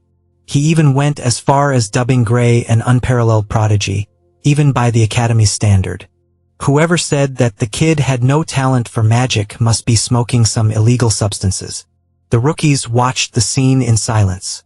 They saw the strict professor turned into a completely different person as he desperately tried to convince Gray to shift into the magic department. From his perspective, it would be a huge loss for the world if Gray didn't pursue magic. Hell, it would be a crime against the arcane. With all the glazing coming his way, all the young man could do was laugh at the absurdity. Then he remembered hearing the term ether compression technique once before. It was just another clear day at the boot camp, and one of the heroes was conducting a lecture. She chronicled how, in the past, people didn't know OD, also known as life force, existed. Due to that gap in knowledge, it was very difficult to cast proper magic. One must continuously compress ether within the body to achieve the desired effect through a spell. This primitive method only gathers a tiny bit of ODMS. Lecturer Bella Albright, the great sage, and the strongest mage of the future found the way they practiced magic just a decade ago laughable. Gray asked the professor if he had ever heard of OD. The question stumped the old man. He was not familiar with the term at all, judging by that reaction. It sounds like the world still hasn't discovered this revolutionary magic concept at this point in time. If that's the case, then the basic stuff Gray learned in the subjugation squad can be considered knowledge from the future. He finally realized that he must be careful not to leak this type of information for one last time. He refused the incessant offer to transfer to a different course. His true love is the sword, so he would have to pass. The professor sighed in defeat and helplessly accepted the young man's decision to stick with blades, but he also left Gray an open-door invitation to shift departments whenever he feels like it, feeling a headache coming on. The young man awkwardly thanked the animated geezer for the generous offer after that demonstration. Both participants were asked to go back to their seats. The professor promised to never chide Gray anymore during class. In fact, he wouldn't mind if the kid left if he ever got bored. The professor believes that this baby stuff is far too basic for a prodigy like Gray. Gray descended the stairs while subjected to hostile glares. Now he's ascending with reverence from the professor and his peers. Meanwhile, his victim was still standing on the ruined stage, blushing and feeling his Lionheart beating fast for Lord Gray. He didn't see how Lionheart looked down there, but Gray certainly felt the chill coming up his spine. After the first lecture, he received a personal note from Professor Ariel asking him to meet at her office after classes. He basically got summoned out of the blue. It would be troublesome if old Professor Carlos were behind this sudden summons. After walking around for a few minutes, he finally found the office door that bears the mark of the divine eye. He intended to knock, but the door softly opened, gently letting him in. Taking the unlocked door as an invitation, Gray respectfully entered while uttering respectful greetings. Before he could finish his sentence, he sensed a sharp blade coming his way from the side. Gray's reflexes automatically kicked in as he drew his sword to defend. The grip was a little unorthodox, but it got the job done in a pinch. He was able to sweep the sneak attack and the attacker away. With the attacker swatted away, Gray realized that he had moved purely on instinct this time around.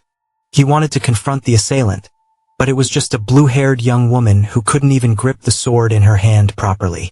Upon closer look, Gray realized that he knew this girl all too well. This shorty will become an unshakable pillar of humanity and hope in the future. Gray's attention was then directed to the desk in the back of the office, and the woman sitting on it praised his quick response. Professor Ariel was pleased to confirm that her eyes were right on when he evaluated the young man in the entrance exam. There were two other men in the room, Ariel's fellow professors, who were still skeptical of the new addition to the divine eye. They evaluated Bella's movements as flawless, but her sword was knocked out of her hand way too easily. Hearing the name, Gray's previous life memory of the ultimate mage came rushing back. Who would have thought that the sorceress would look so quaint in her younger years? Meanwhile, Ariel is hassling her colleagues to just admit that they were wrong instead of. In the end, the other professors ponied up and gave their gambling addict coworker her winnings.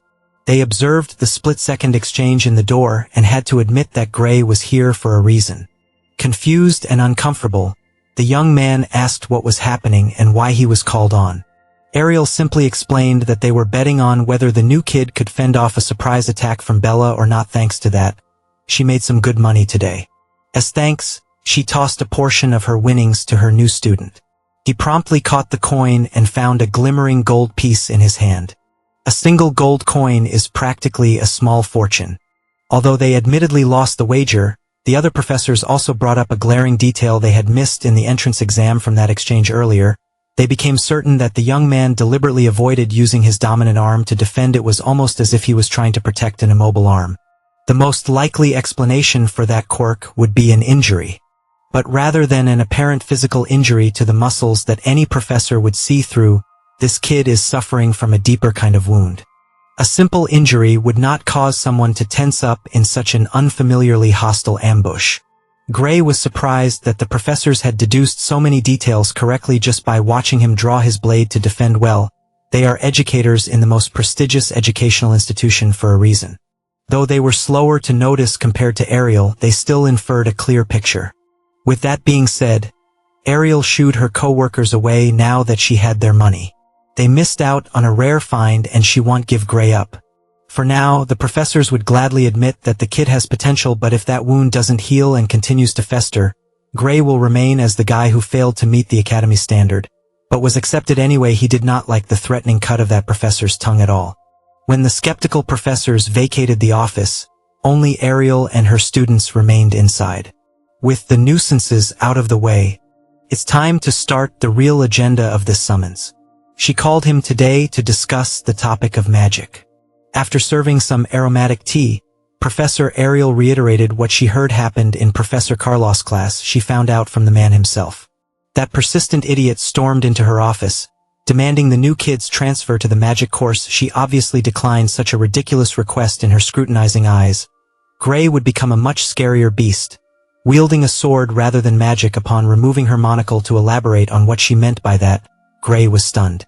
Professor Ariel doesn't see signs of a genius in magic compression at all. He doesn't even show signs of having practiced magic on a deeper level. Gray felt a little unsettled after getting scanned and read like an open book with that bizarre eye. Seeing as lying would be utterly useless in this situation, Gray admitted that all of what she speculated was correct.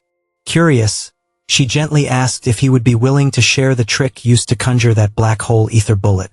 She promised complete discretion and a reward in exchange for that valuable info.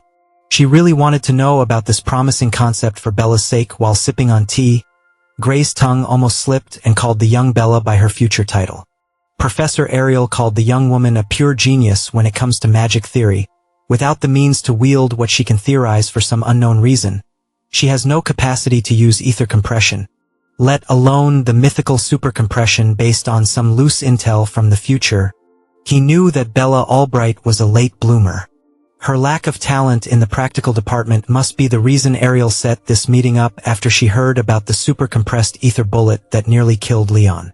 If there is a way to use supercompressed ether without the inefficient act of internal compression, it would be a game changer. Professor Ariel is desperate for solutions.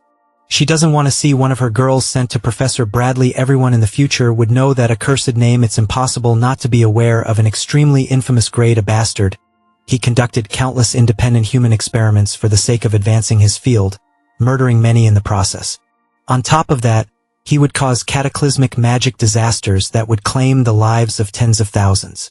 Professor Bradley is history's worst magic criminal in existence. In this era, the deranged mass-murdering magical terrorist hasn't been caught yet. If Bella can't create supercompressed ether by the end of the year, she will be sent to the deranged professor to undergo a high-risk surgery. Anyone with common sense would see this as a bad idea. Professor Ariel could not agree more. Though the surgery is under the pretense of enhancing magic abilities, it's just blatant human experimentation with no certainty. It hasn't been made public yet, but she's already hearing rumors of the lunatic's inhumane crimes. Some victims have died while others were left broken beyond hope.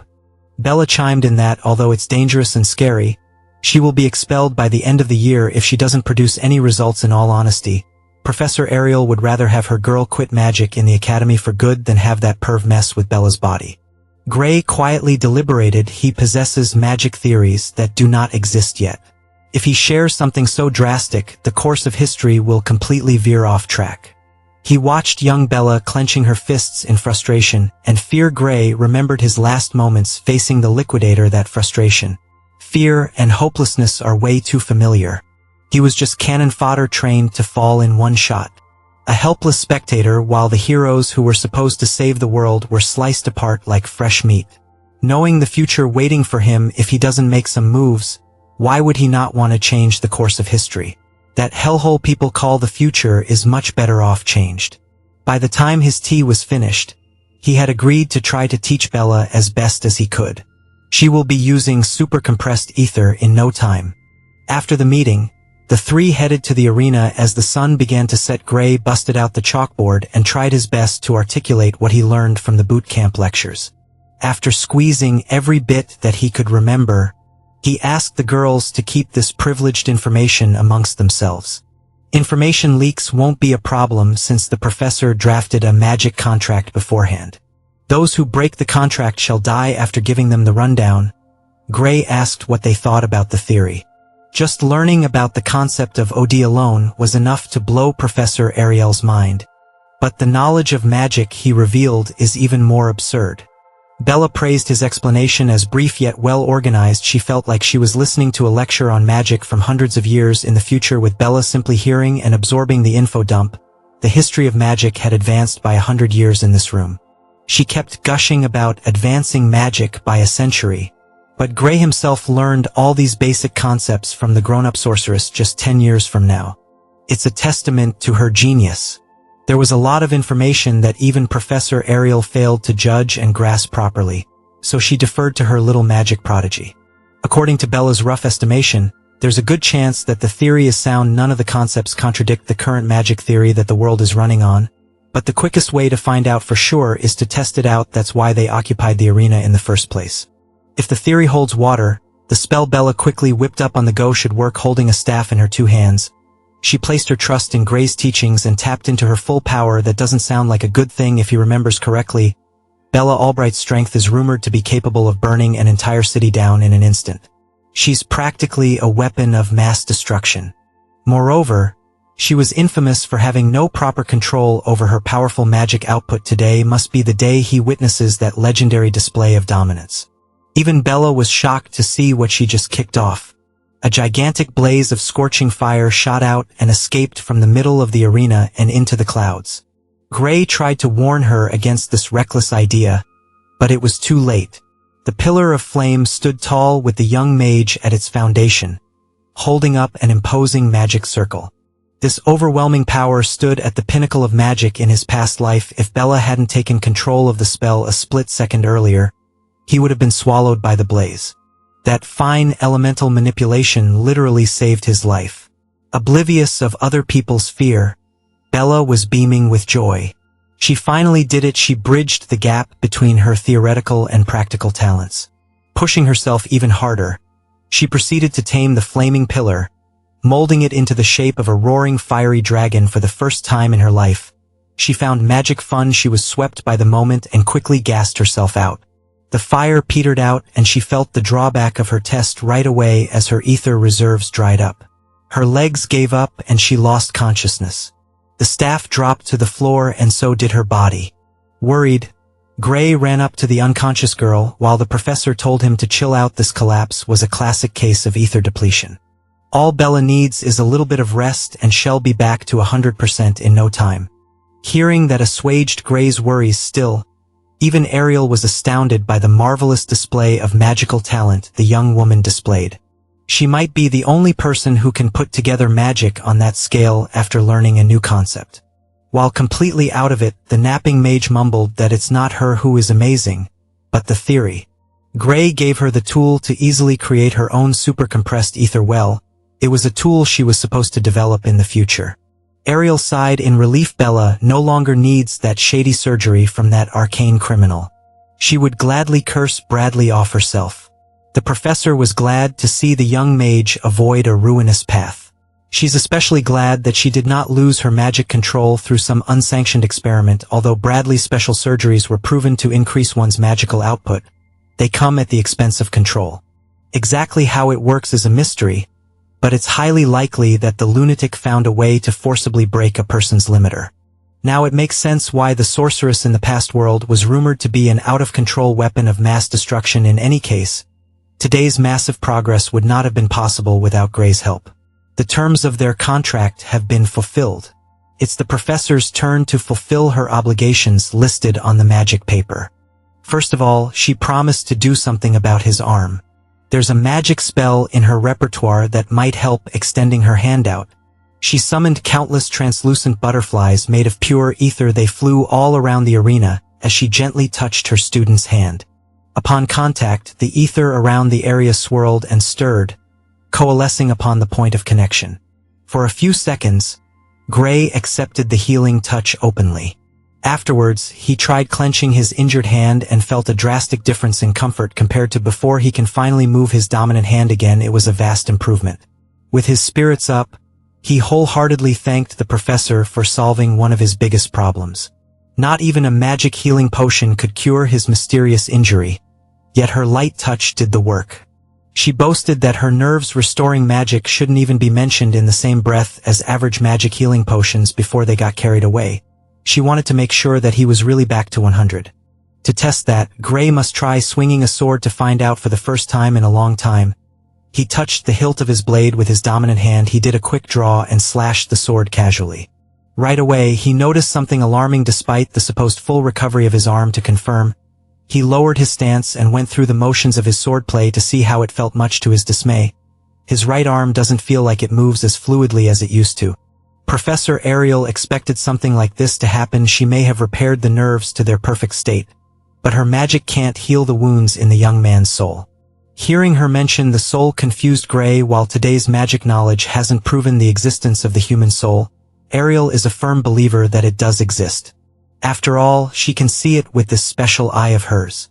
Hiding underneath that sparkly monocle is an all-seeing eye that could see through everything. Right now, she can see Gray's soul slowly healing itself over time. She theorized that as long as he doesn't overexert himself, he will recover naturally. He innocently asked if practicing his swordplay would count as overexertion.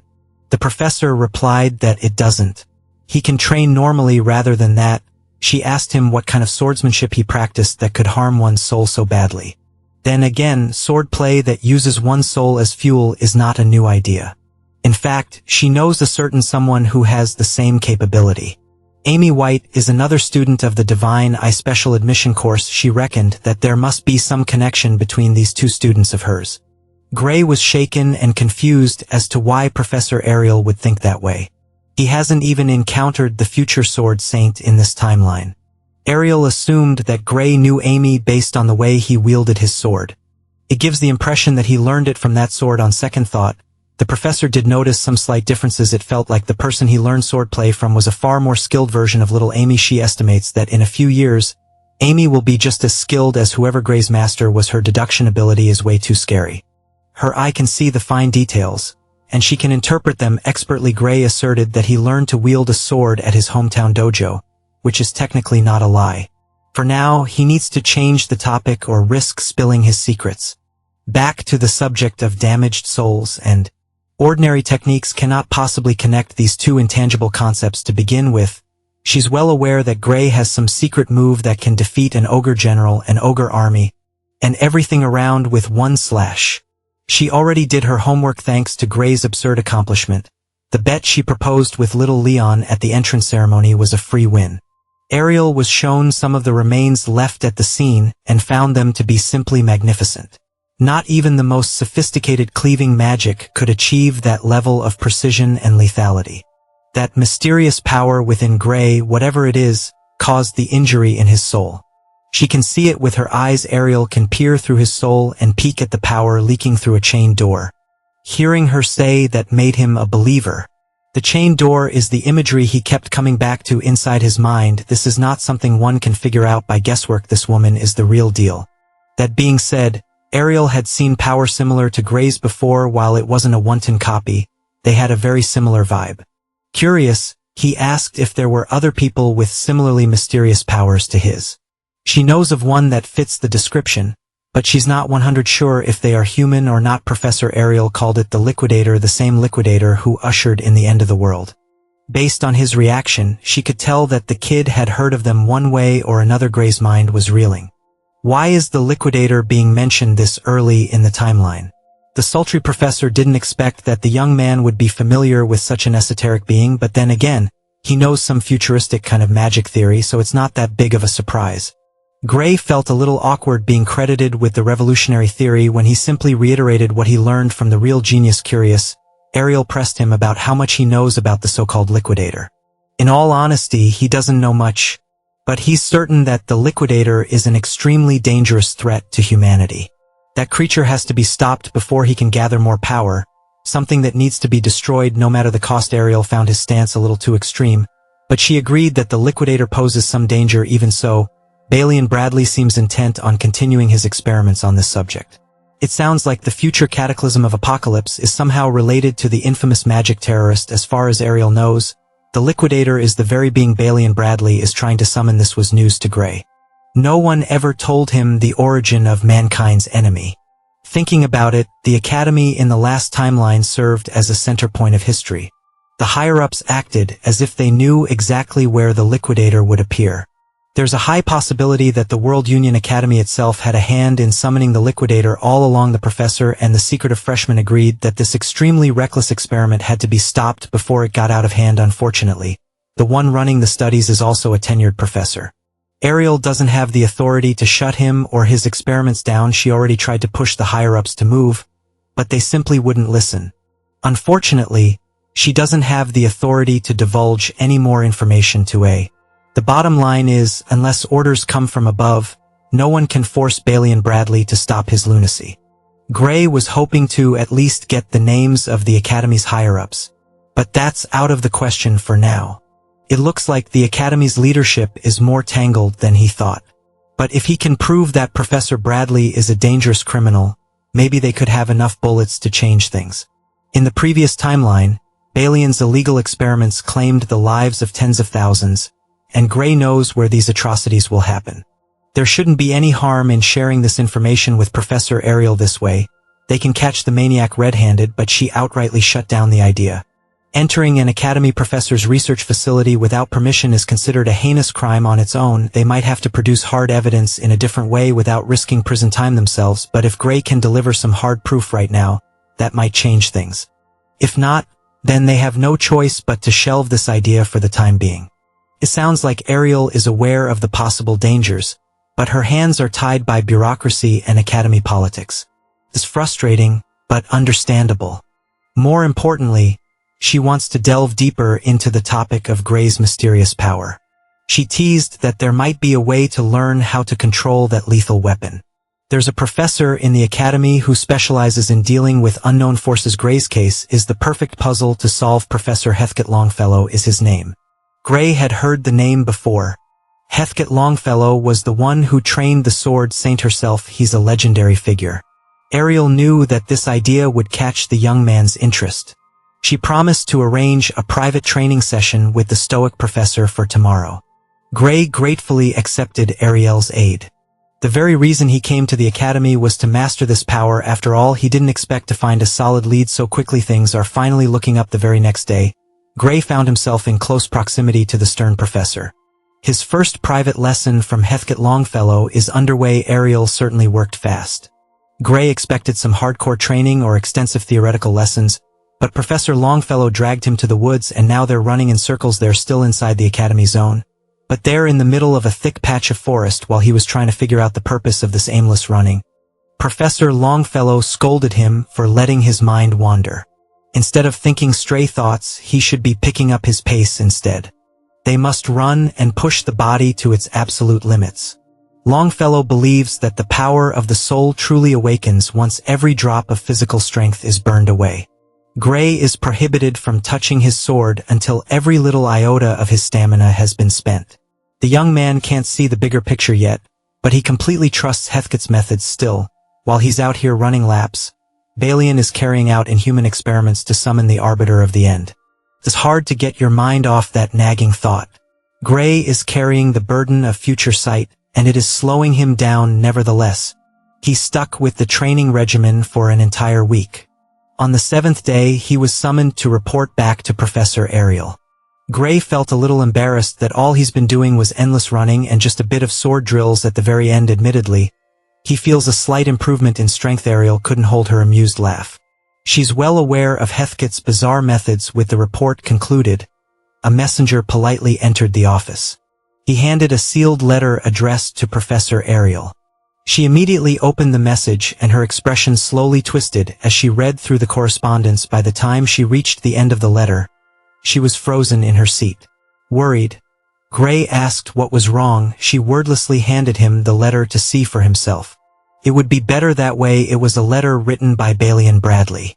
The lunatic had received the report regarding Bella Albright's super-compressed ether breakthrough. He insisted that although there's a close resemblance, the young mage has not actually achieved the level reported. He therefore refuses to recognize her new ability. Accordingly, the surgery contract remains valid and the surgery shall proceed as scheduled. It was a preposterous letter written by a master rage baiter. It was insanity. Ariel is pissed. It seems Balian Bradley is determined to get his hands on a prime guinea pig in the form of Bella. He's trying to force her into a completely unnecessary and dangerous procedure. Unfortunately, the maniac has all the power. The magic contract Bella signed was airtight.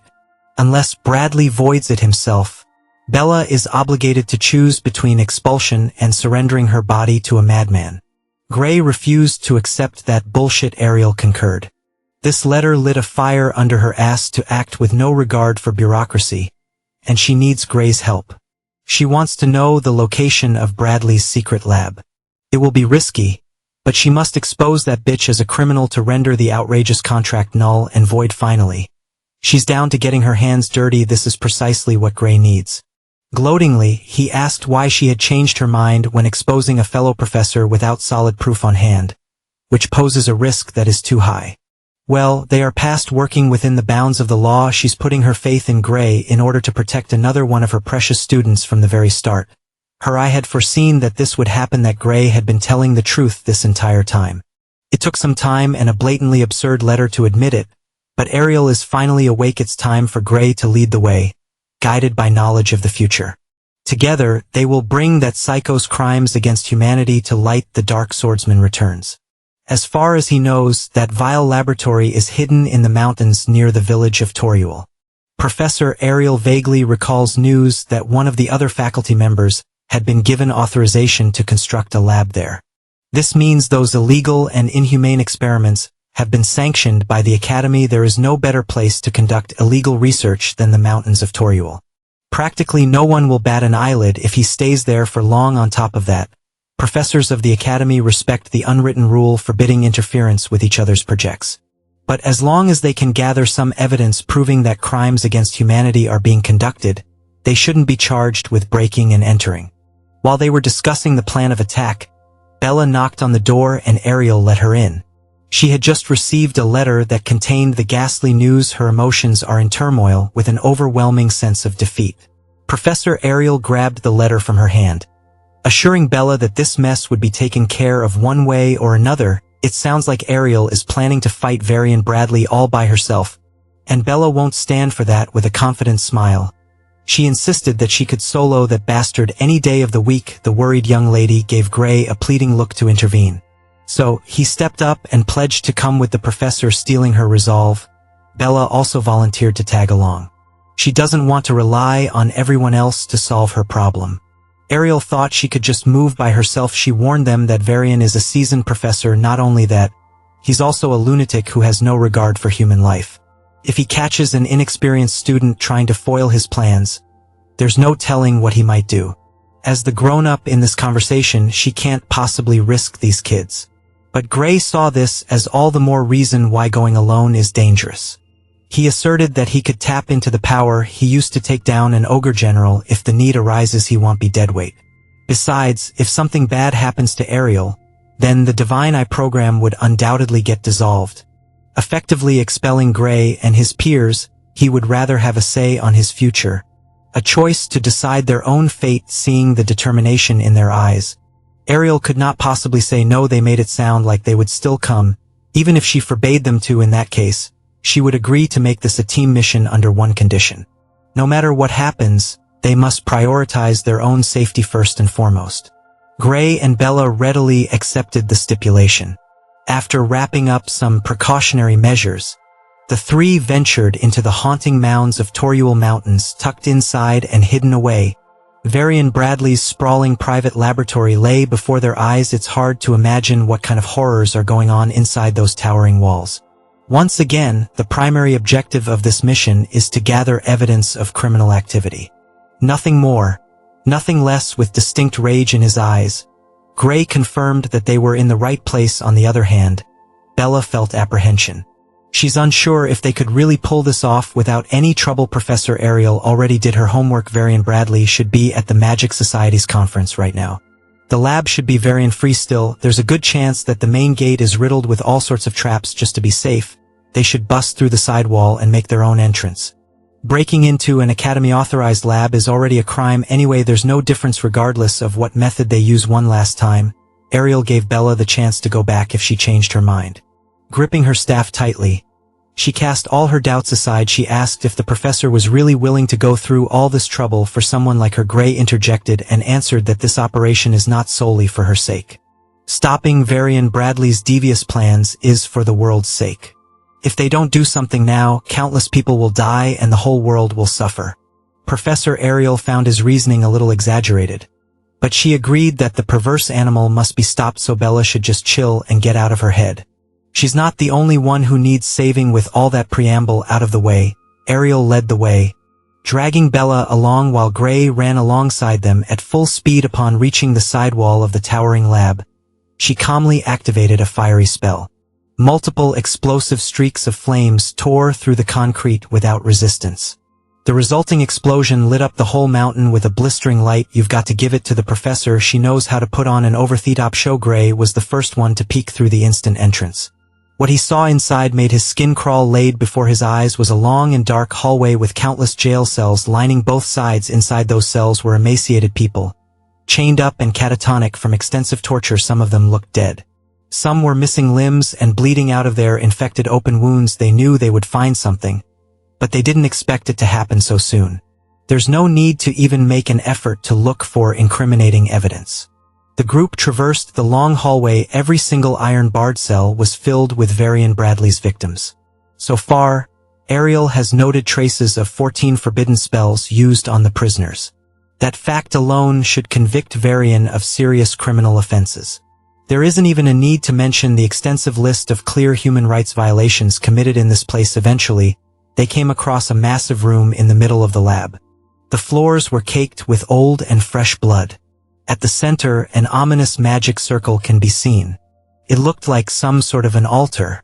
The initial plan was to get in, get some concrete evidence, then get out, but the kind young sorceress felt compelled to rescue the people trapped in this hellscape. Gray felt a worrying premonition. They shouldn't stay in this place for long. A rescue mission would take way too long and Varian might return before they could even come up with their next move. A ghostly figure emerged from the darkness. He leisurely walked towards the group as though he was strolling through his private garden. Professor Ariel immediately recognized the man inching closer to them. It was the man, the myth, the unbearably ugly-ass mad scientist himself, Varian Bradley. Bro thinks he has aura. Gray immediately drew his sword, ready to respond to whatever evil Unk would do. Varian Bradley gloated that he arranged for a double to go to the conference in his stead. He's on the brink of a significant breakthrough in his experiment after all. This man bragged that he managed to get his hands on some extremely fresh materials for an important ceremony. You see, he likes to use his human lab rats while they're still fresh and breathing. But seeing Professor Ariel and her precious pupils on his doorstep, he decided to pivot and change the plan. Ariel worried for her students. Bella was paralyzed by a guttural terror and Gray was ready to throw hands at any moment. Tonight's experiment would yield a far better result if the materials used possessed more potential for magic than the average person. Varian has no clue how they found out about his little hell on Earth, but he's sure that these three are operating covertly. That means they never told anyone where they're going. If they all suddenly go missing, not a single soul would know where to look. Whatever twisted thing Varian has in store for them would not lead to suspicion. Forget the crimes against humanity. Give this man the electric chair for that creepy-ass smile. From the sound of his villainous speech, it's obvious that Professor Varian is itching to turn them into lab rats that would push the boundaries of magic itself for a steep price. Since they had already seen all the dirty laundry, they could not be left alive. He might as well make use of their magic potential as best as possible. In the middle of his grandiose monologue, Varian found a massive fireball heading for his dome. The spell exploded with a fiery boom that lit up the desiccated room. Surprisingly enough, the attack didn't come from Professor Ariel. It came from the future great sage herself, Bella Albright. Looking at her determined expression, it seems like her initial fear is gone. Unfortunately, a sneak attack of this caliber won't do the job. Varian protected himself with a barrier in the nick of time. Even so, he praised the girl's potential and magnificent decisiveness. He attributed the discovery of such an exceptional talent to Ariel's divine eye. He had never really paid close attention to special admissions classes before. Perhaps he should start looking closer at the other recruits in that controversial batch. Nevertheless, a mere academy student trying to assassinate a professor would never work. The gap is too wide, tossing away all her fears. Bella accepted that it would be better to get her hands bloody rather than be killed. She barely missed her chance, though worried for her students. Ariel issued the order to retreat. They already have their evidence, and the academy should be able to handle the rest. Professor Varia won't just let them walk away freely before they could take one step away. A burning black energy shot out of the deranged professor's scepter. In retaliation, his primary target was Bella. She looked like a deer caught in headlights. Ariel had to move quickly on her feet to take the brunt of the attack with her radiant barrier. With utmost focus, she strengthened the barrier while the dark energy persisted. Varian haughtily explained that defensive magic is pointless for this gluttony flame, which is one of the prized fruits of his extensive research. The spell conjures a flame so ravenous that it burns and devours defensive magic, turning it into fuel. In theory, it's a perfect spell that cannot be blocked. Its only downside was the required use of some rare biological material to cast. As Varian explained, Ariel's barrier was quickly torn apart and consumed, making the gluttony flame bigger and wilder. She tried to salvage the situation by getting her divine eye involved. Tapping into that mysterious power bought her enough time to put up another barrier. When the first layer finally gave in, the second layer took the brunt of the supercharged forbidden magic. As expected, Ariel's second barrier was also corroded and absorbed by the flame in a matter of seconds. Fearing the worst, she tossed a spell memory pouch to Bella and Gray. She reckoned that if Heathkit sees the pouch, that man will know what to do. Instead of taking the evidence and running, Bella put up a barrier of her own instead. Ariel started panicking. She already accepted that this might be the end of the line for her, but it doesn't have to be for her students. Even so, Bella wasn't into the idea of ditching her professor in the middle of battle. When she still had some gas left in the tank, Ariel brought up the promise they made before this mission. They all agreed that if something goes wrong, survival must be prioritized. Varian's magic is clearly unnatural. All Ariel can do is buy time with her quickly degrading defensive spells while arguing with her student. That defensive spell finally broke apart. She felt the rebound of her spell breaking, and Bella quickly picked up the slack. Her translucent barrier matched Gluttony Flame's power impressively. Bella analyzed Varian's attack and figured that it's not that strong by itself.